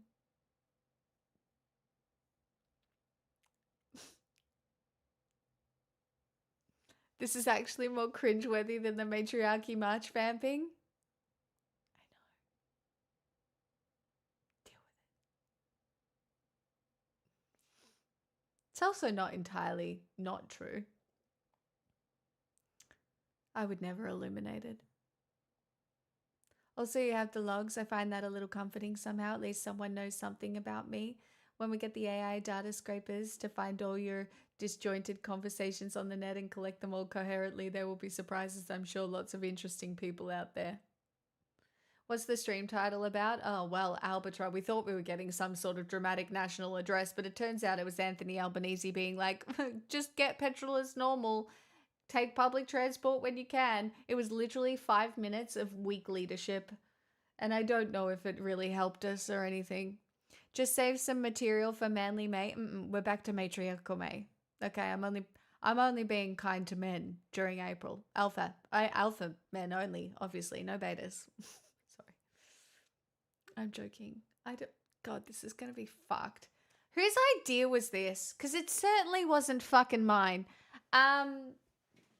That being said, I love a bit and I'm willing to stick to it. But we're going back to matriarchal May as it is my birthday. So, come May, we will be celebrating me once again. Probably even more so than in matriarchal March. What about Omega Man? No, I love the Sigmas, truly, but it is Alpha April because we love alliteration. Okay, so yeah. Cozy Raccoon 42 gifted a tier 1 sub to Yeah, sure, I'm down for that. I bet you are. Yeah, sure. Hello, Alpha Male reporting as ordered. Because that's what Alpha Males do. They report.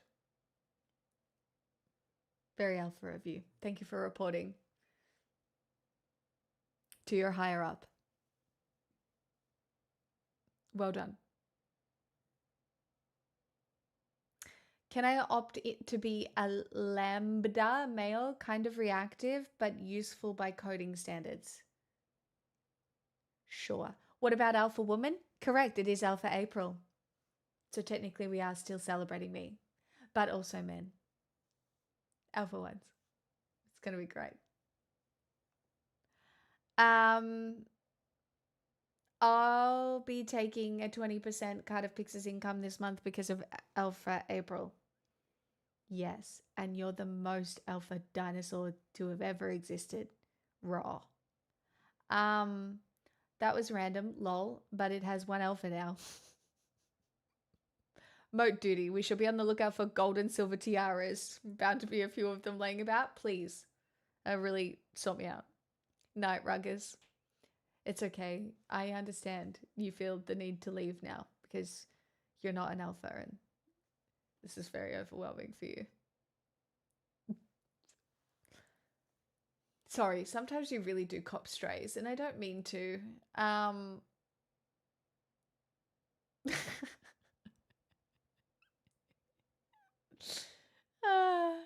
Sorry, I will be celebrating my 30th alpha birthday. May can't spend time celebrating non-alpha birthdays.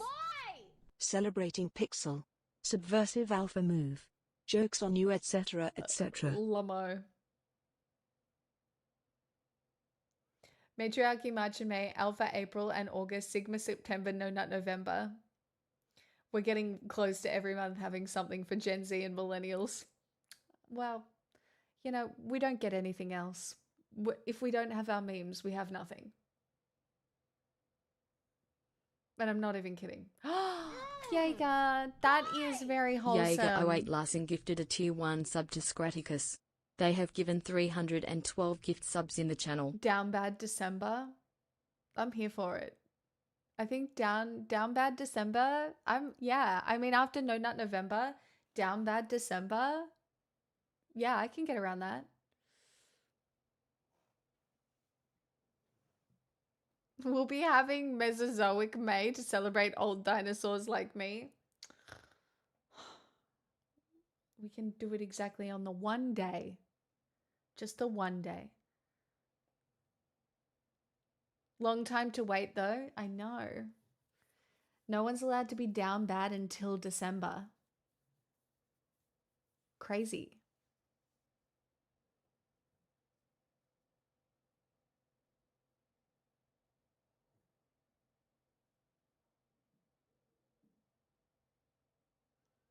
I'm inspired by you, so I'll be celebrating the entire month.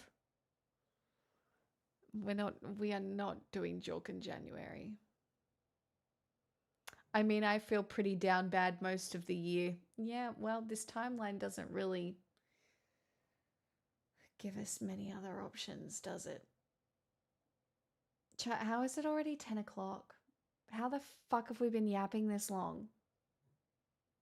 I should sing you like a few songs and then I shall retire to my quarters and take my pearls off. As the lady I am. Sorry. Cringe. Ugh.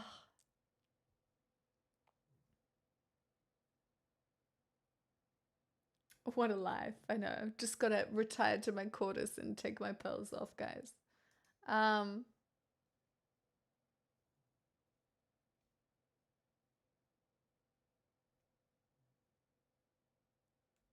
What's a song that people wearing pearls would sing?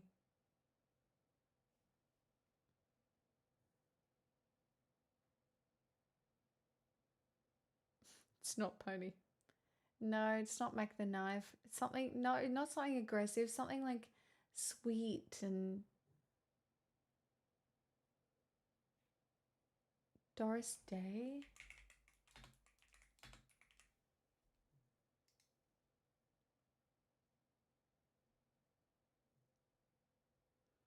Oh my god. What about this?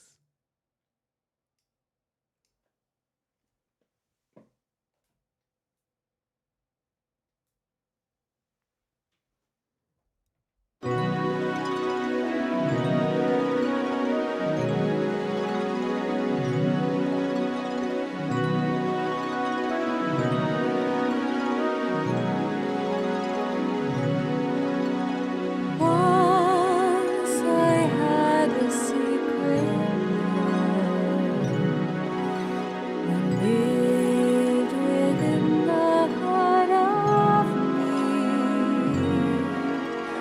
All to suit my secret love became impatient to be free. So I told a friendly star the way that dreamers often do, just how wonderful you are, and why I'm so in love with you. I shouted from the highest hills, even told the golden daffodils. At last, my heart's an open door. And my secret love's no secret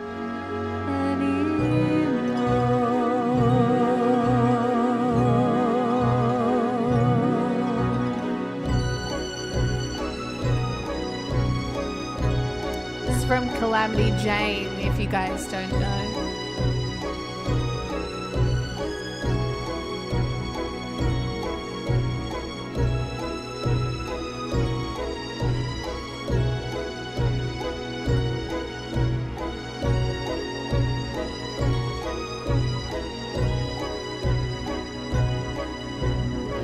I shouted from the highest hill,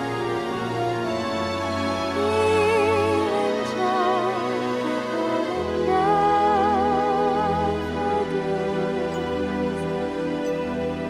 At last, my heart's an open door,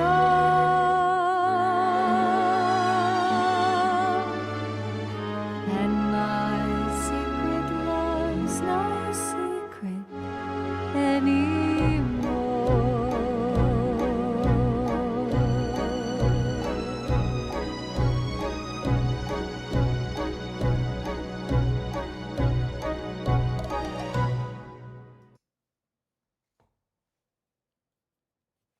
I'm picking another one.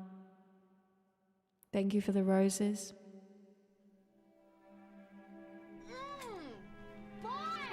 There is a real increase in the richness of the atmosphere when you bring out your vocal gifts to share. It's such a good fortune to be able to delight in this. That's so nice. Like, Lit. I could not tell you the last time I paid for anything. Even flow, Pearl Jam please. I would love to sing that for you. What the fuck? Thank you for the $100. And Linda, thank you for that incredible compliment. Wow. Can I sing this song first? Since it was already loaded up, and then I'll learn yours. It has Pearl in the name. I see. On theme.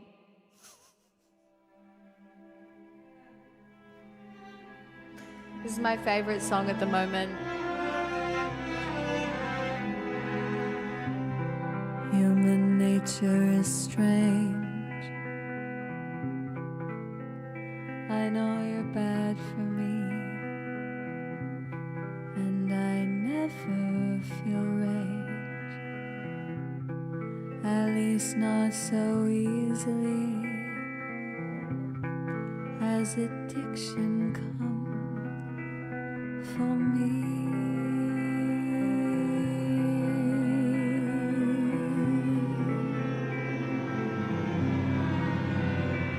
I don't smoke cigarettes, don't do things I regret, don't move, swing shoulder beds, but baby, with you, that's just how I get.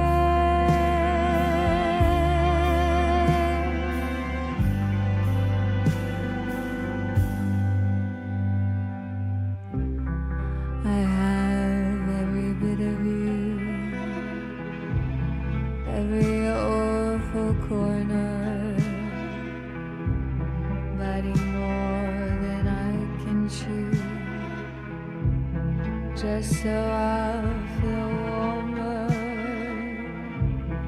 What a greedy, hungry horror am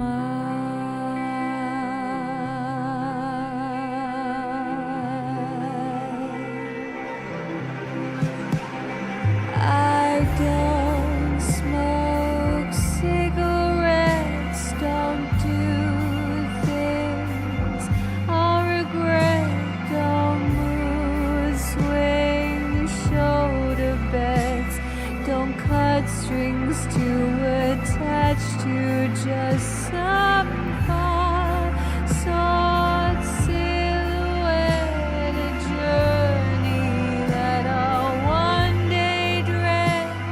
I'm caught up in nowhere, I'm blinded by you, that's just how I get.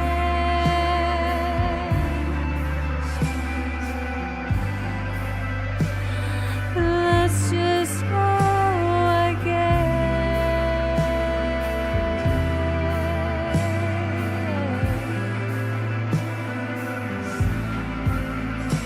I don't smoke cigarettes, don't do things I regret, don't move, swing shoulder beds, but baby, with you, that's just how I get.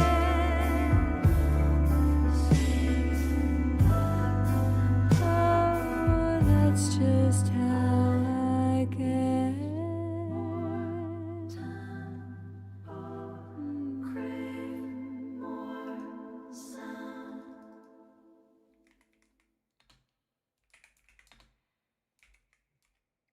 It's a very pretty song, isn't it? Hi, my poggies, by the way. All right, we're letting Pearl Jam, God help us all. It's not a TV studio. Okay. Josh.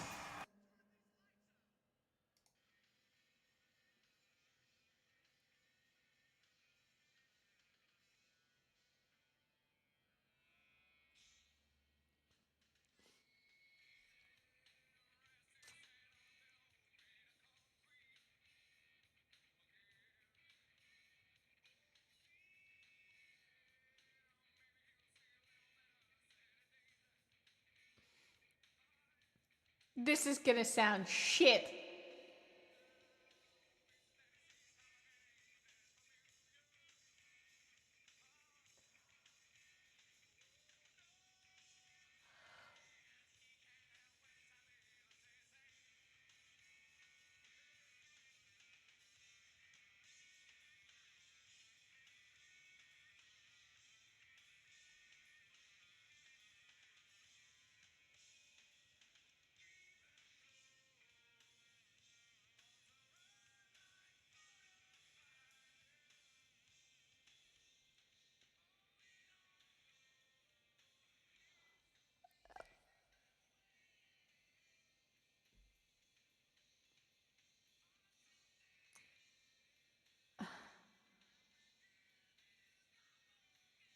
Clan, I'm gonna sound so bad.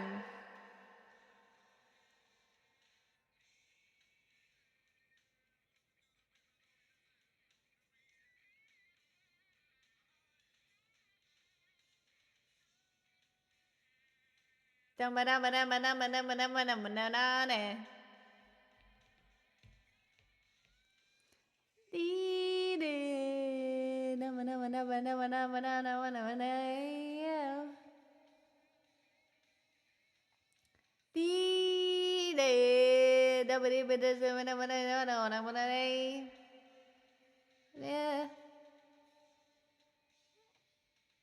Even flow.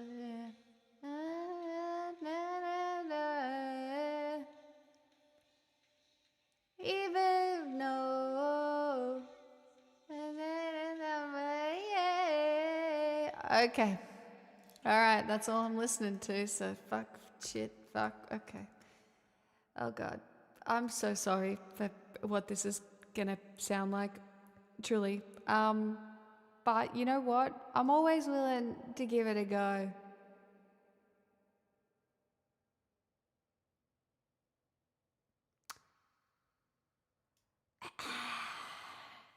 It's gonna be great, actually.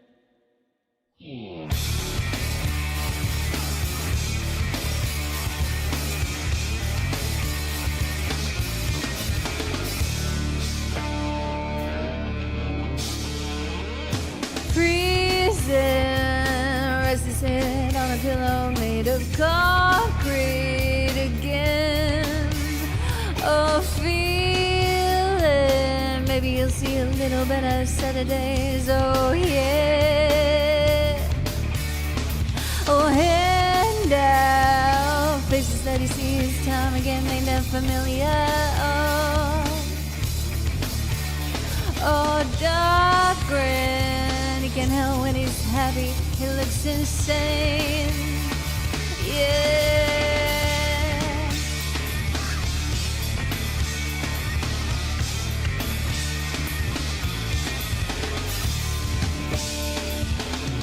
Even flow, thoughts arrive like butterflies. Oh, he don't know, so he chases them away. Oh, someday he'll begin his life again. Life again.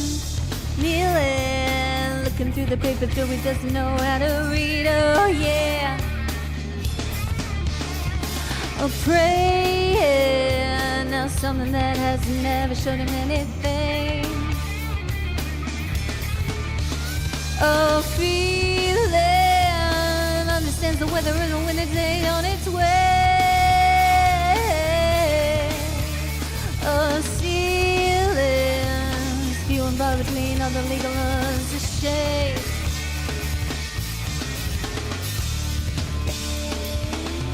Even flow, thoughts arrive like butterflies. Oh, he don't know, though he chases them away. Oh, someday and again he'll begin his life again. I am a whispering hand.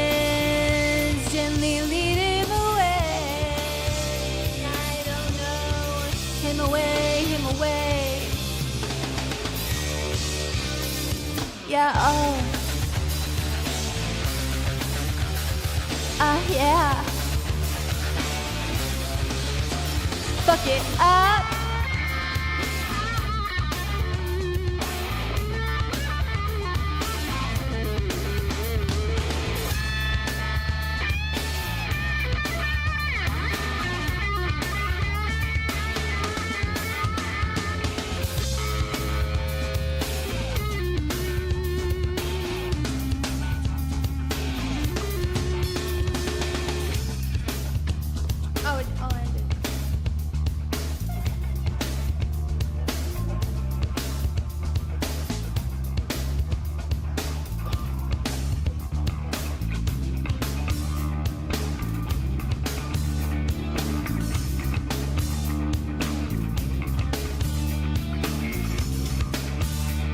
good at drugs, obviously.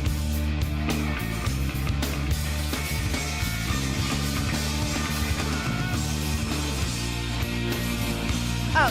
Thoughts arrive like butterflies. Oh, he don't know. So he chases them away. Someday, yeah, he'll begin his life again. Oh, whispering hands gently lead him away, him away, him away. Yeah. Oh. Uh-huh. Cicero. Lip shit.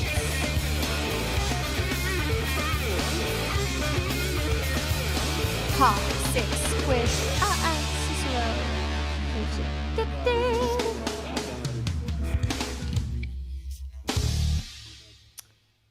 Not sure if you're printing something or connecting to dial-up.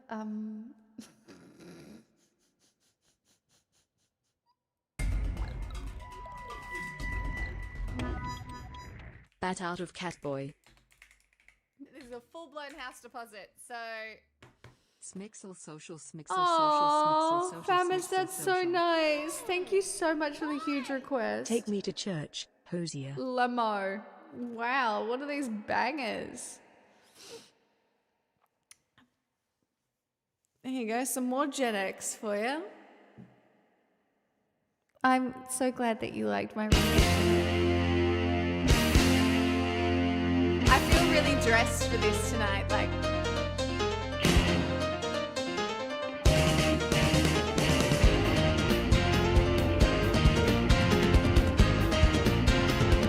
Devax, 48 months as well. 4 years?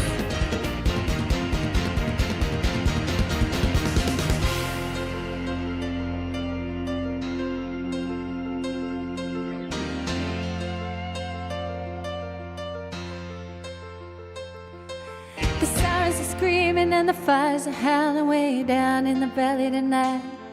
There's a man in the shadows with a gun in his eye and a blaze shining oh so bright. There's evil in the air and there's thunder in the sky and the killers on the bloodshot streets. Oh, and down in the tunnel where the deadly horizon, oh, I swear I saw a young boy down in the gutter. He was staring at the foam and the heat. Oh, baby, you're the only thing in this whole world that's pure and good and right. And wherever you are and wherever you go, there's always gonna be some light. But I gotta get out, I gotta break it out now before the final crack of dawn. So we gotta make the most of our one night together. When it's over, you know, we'll both be so alone.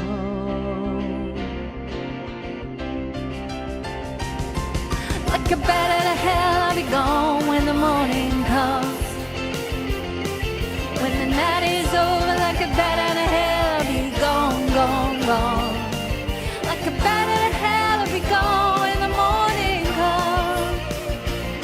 But when the day is done and the sun goes down and the moonlight shining through, then like a sinner before the gates of heaven, I'll come crawling on back to you.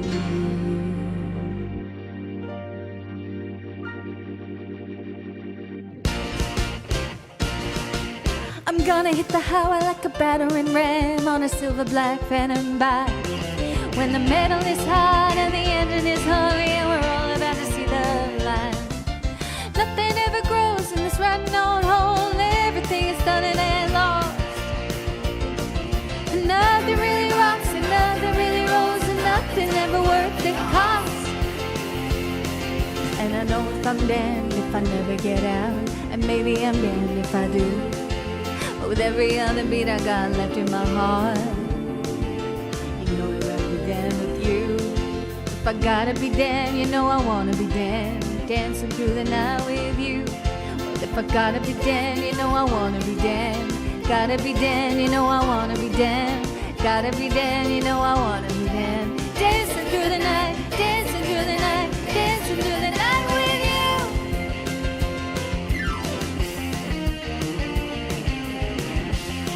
I forgot this was an 8-minute song.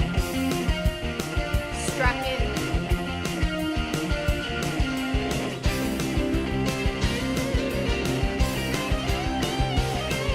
Oh baby, you're the only thing in this whole world that is pure and good and right. And wherever you are and wherever you go, there's always gonna be something right. But I gotta get out, I gotta break it out now before the final crack of dawn. So we gotta make the most of our one night together. When it's over, you know, we'll both be so alone.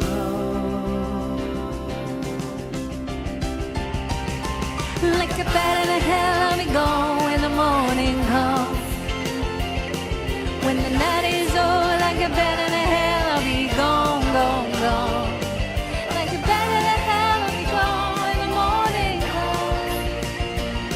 But when the day is done, and the sun goes down and the moonlight shining through, then like a sinner before the gates of heaven, I'll come rolling on back to you.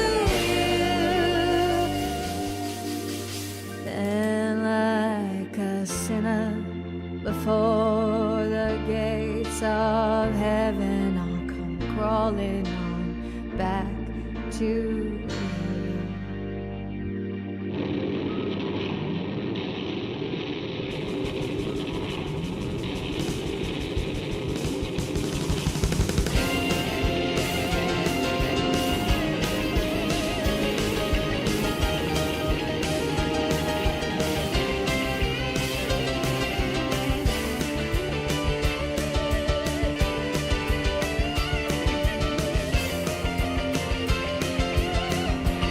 I don't know this bit.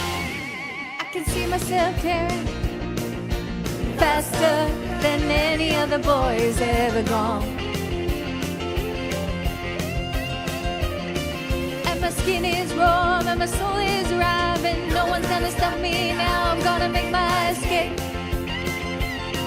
But I can't stop thinking of you, and I never see the sun and curve till it's way too late. That's the bit I don't know.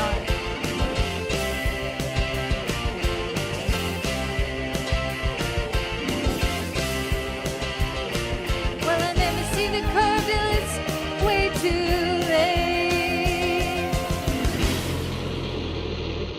Then I'm dying at the bottom of a pit, a blazing sun. Sorry, key change, key change.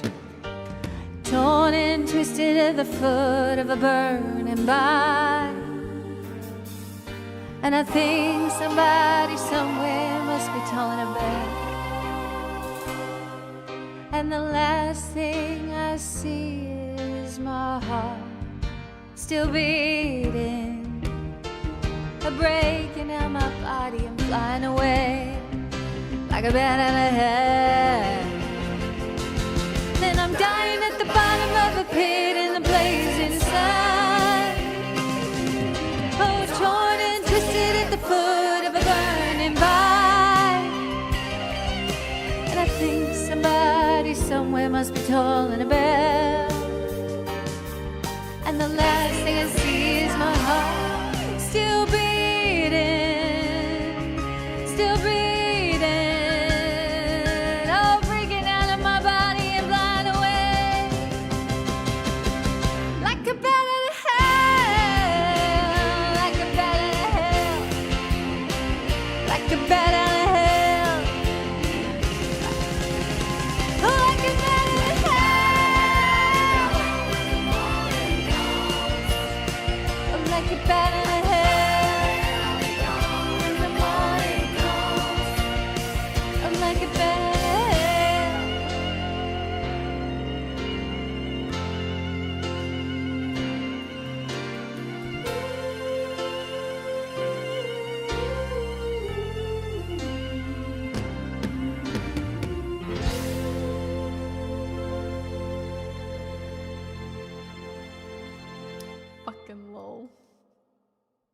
The Puggies, you're welcome. Let's see if I can get this out. I don't think I got the low notes for this song tonight, but I'm willing to give it a go. Hi, Viceroy Sky, welcome. I don't wear pearls every night. I was being professional. I needed people to take me seriously. That's all out the window now. My lover's got humor. She's the giggle at a funeral. Knows everybody's disapproval. I should've worshipped her sooner. If the heavens ever did speak, she's the last true mouthpiece. Every Sunday's getting more bleak. A fresh poison each week. We were born sick, you heard them say it. My church offers no absolute. She tells me worship in the bedroom.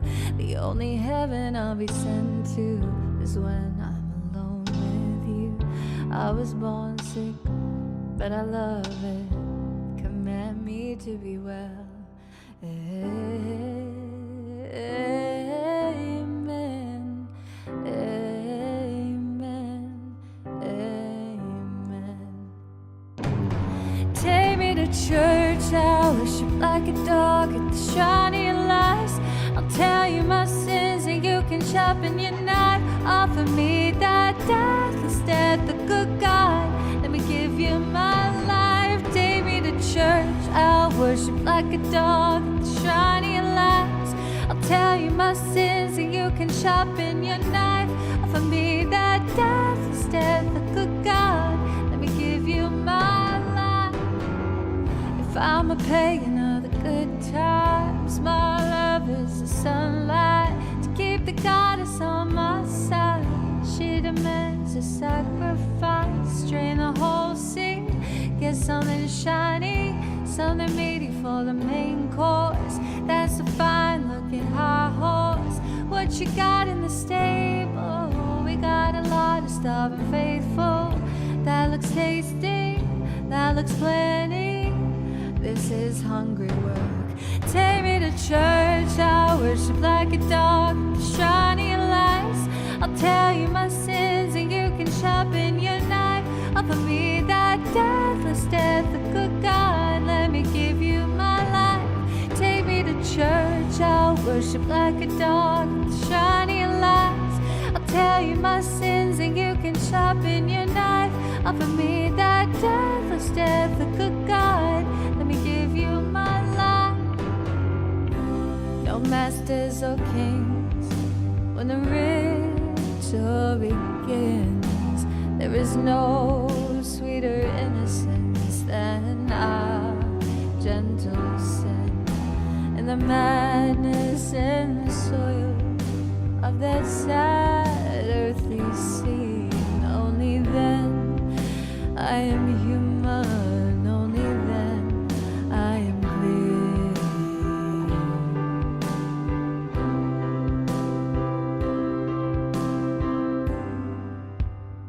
Amen, amen, amen. Take me to church, I'll worship like a dog at the shrine of your lies. I'll tell you my sins and you can sharpen your knife. Offer me that deathless death, the good God. Let me give you my life. Take me to church, I'll worship like a dog at the shrine of your lies. I'll tell you my sins and you can sharpen your knife. Offer me that deathless death, the good God. Let me give you my life.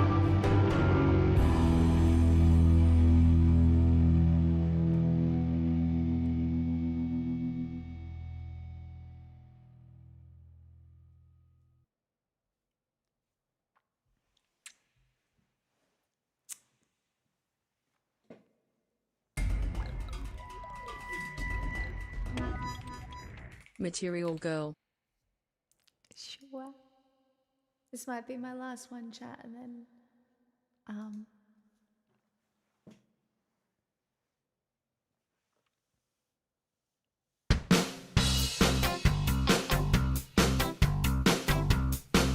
it's the pearls that reminded you of Madonna, didn't they?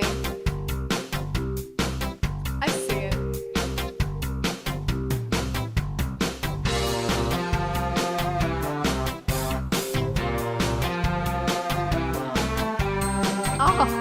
liking. Smooth. Some boys kiss me, some boys hug me. I think they're okay. They don't give me proper credit. I just walk away. They can beg and they can plead, but they can't see the light. 'Cause the boy with the cold hard cash is always Mr. Right. 'Cause we are living in a material world, and I am a material girl. You know that we are living in a material world, and I am a material girl.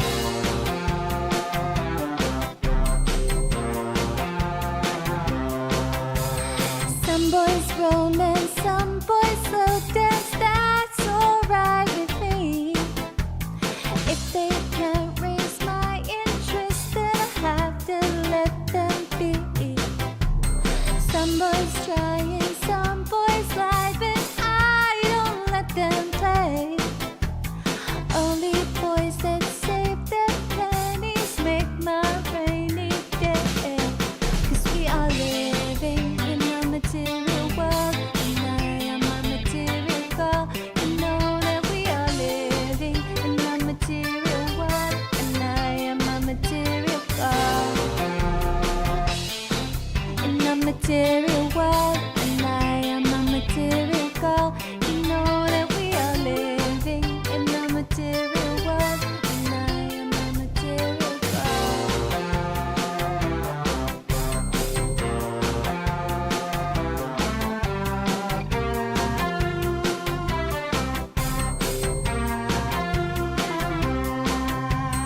Living in a material world, material world. Living in a material world. Boys may come and boys may go, and that's alright with me. Experiences made me rich, and now they're after me. Living in a material world, and I am a material girl. You know that we are living in a material world, and I am a material girl. In a material world, and I am a material girl. You know that we are living in a material world, and I am a material girl.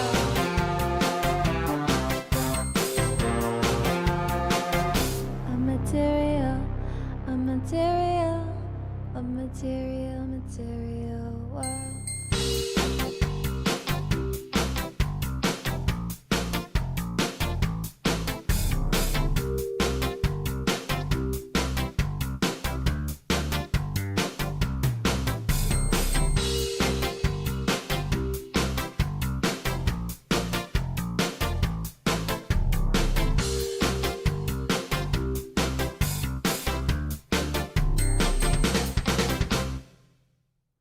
You can have a couple more. Hold on.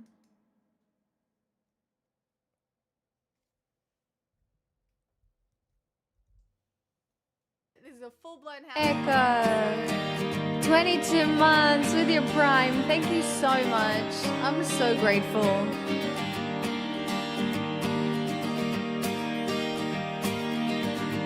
April Fools, everyone. I'm gonna stay for a couple more songs. You're welcome.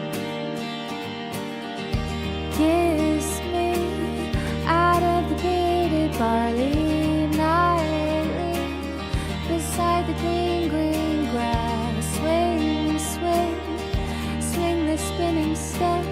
You wear those shoes and I will wear that dress. Oh, kiss me beneath the milky twilight. Lead me out on the moon.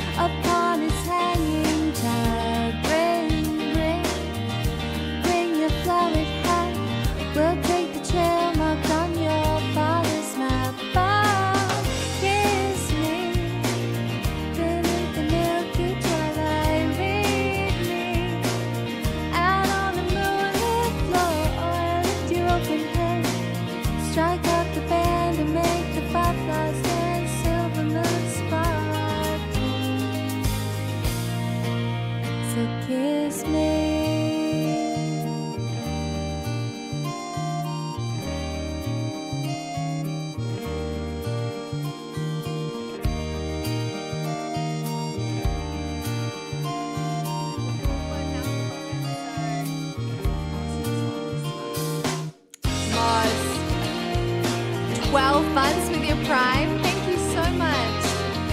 Hi, Bellatrix. Kiss me beneath the milky twilight. Read me out on the moonlit floor. Lift your open hand, strike up the band and make the fireflies dance. Silver moon sparkling. So kiss me.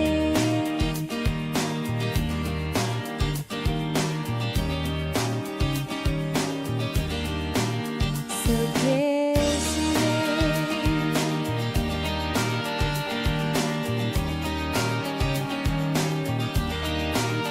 So kiss me.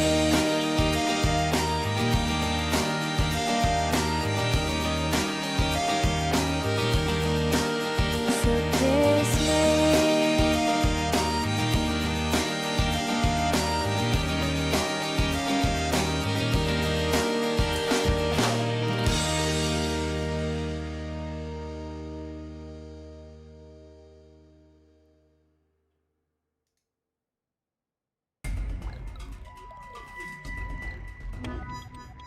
Morning train.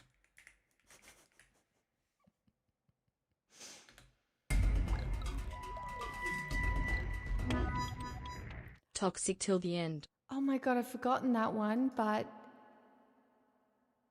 I remember liking it a lot.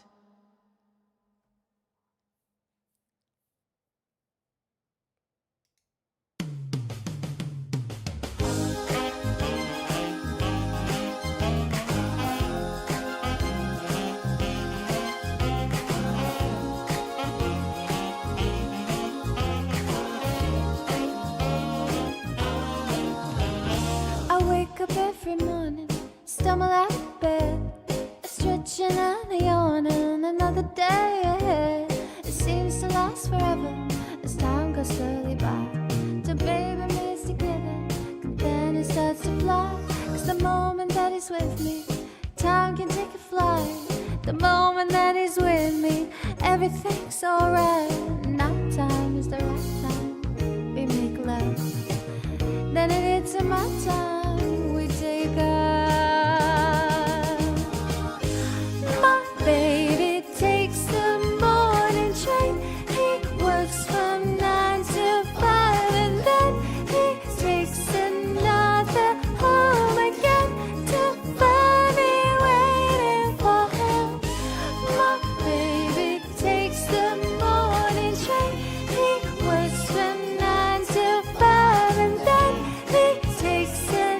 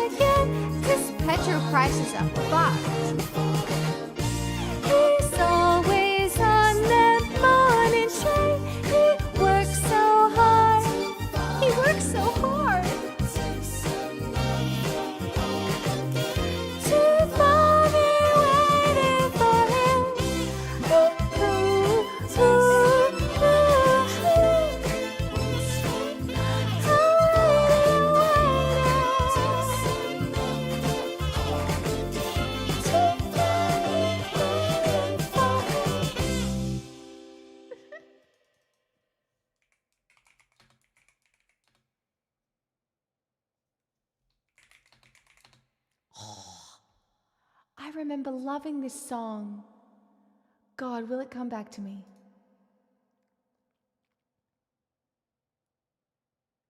This song has overtones, does it?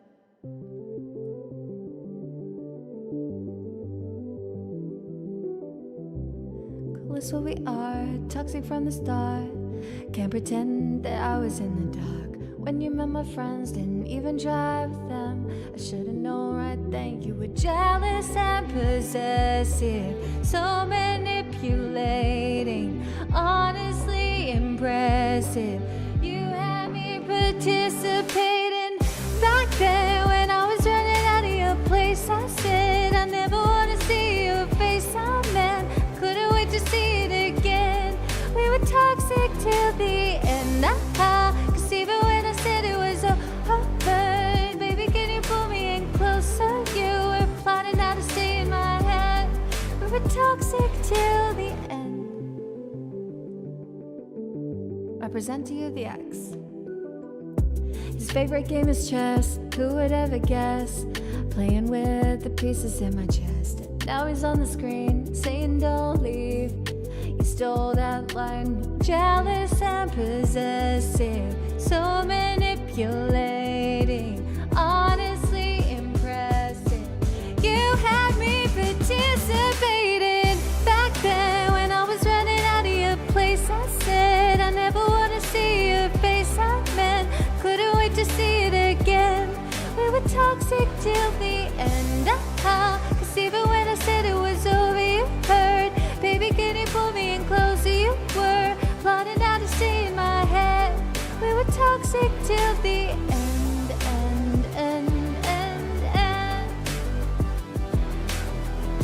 Can't forgive you for lots of things, for not giving me back my Tiffany rings. I'll never forgive you for that one thing, my dear. You wasted my prettiest years back then. When I was running out of your place, I said I never wanna see your face. I meant couldn't wait to see it again. We were toxic, cause even when I said it was over, baby, can you pull me in closer? You were plotting how to stay in my head. We were toxic till the end. We were toxic till the end.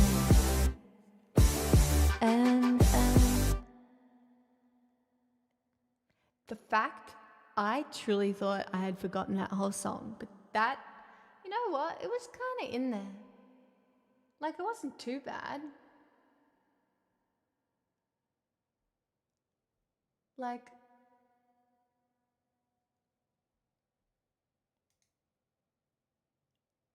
Clyde, thank you for that request. Thanks for the follows, by the way.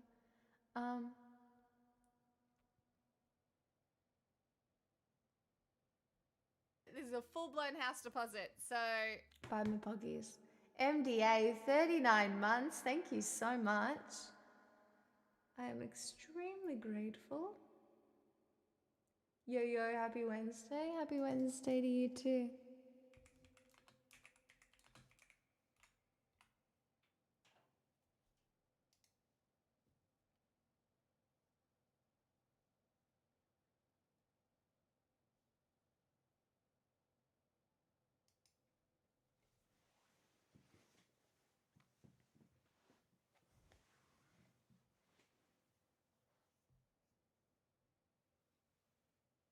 Last one.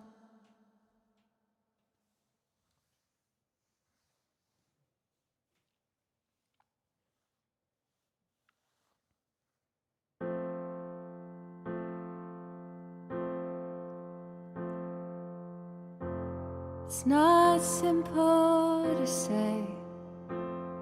Most days I don't recognize me. That these shoes and this apron, that place and its patrons, have taken more than I gave them. It's not easy to know I'm not anything like I used to be, although it's true I was never attention's sweet center. I still remember that girl.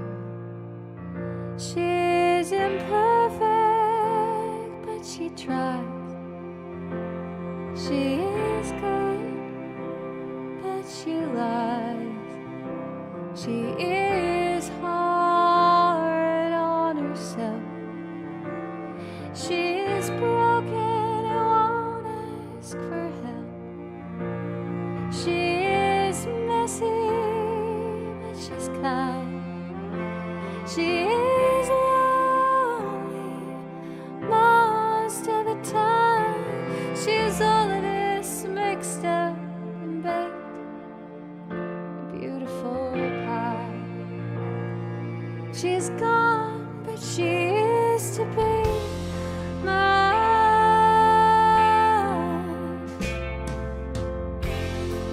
And it's not what I asked for. Sometimes life just slips in through a back door and carves out a person and makes you believe it's all true. And now I got you.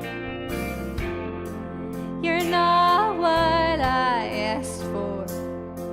If I'm honest, I know I would give it all back for a chance to start over, rewrite an ending or two for the girl that I knew would be reckless just enough, who gets hurt, who learns how to toughen up when she's bruised and gets used by a man who can't love.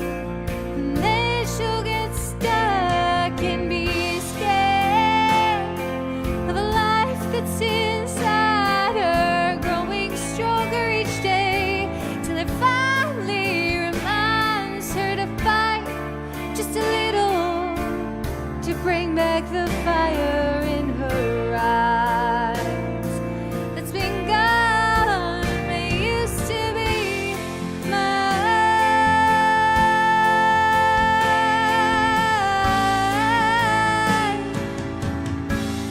Who used to be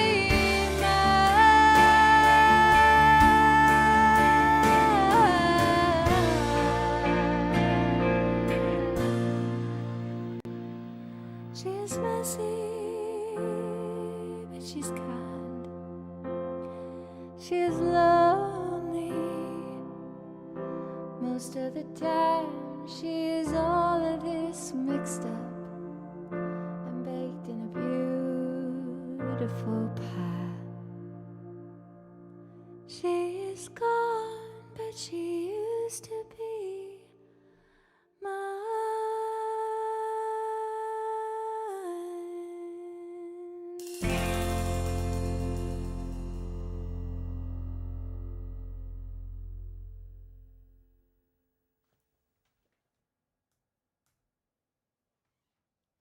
Not my best run of the song, but I love that song so much. And Waitress is coming soon and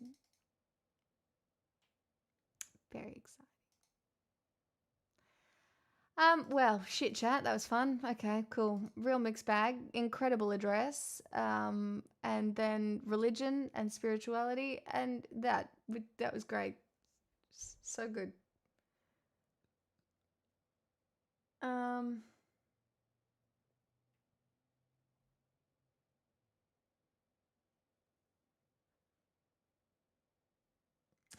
Famous.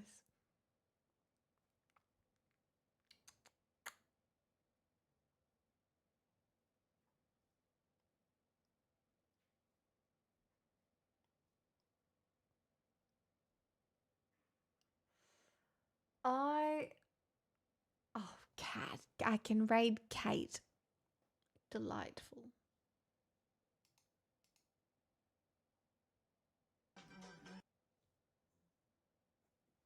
Have you ever had the exact same dream as someone else? I don't know. I do think people can connect via dreams.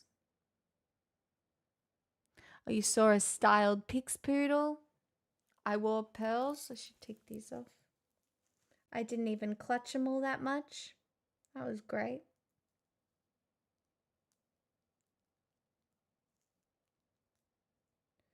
Hello. Imagine they're stuck. They're not. Let me out.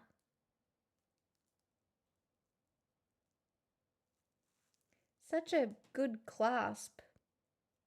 Chat, I am actually stuck. God damn it. Chat, I'm back tomorrow. It's history night.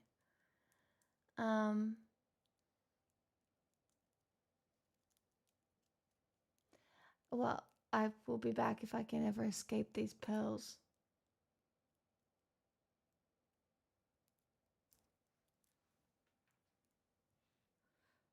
I'm trapped.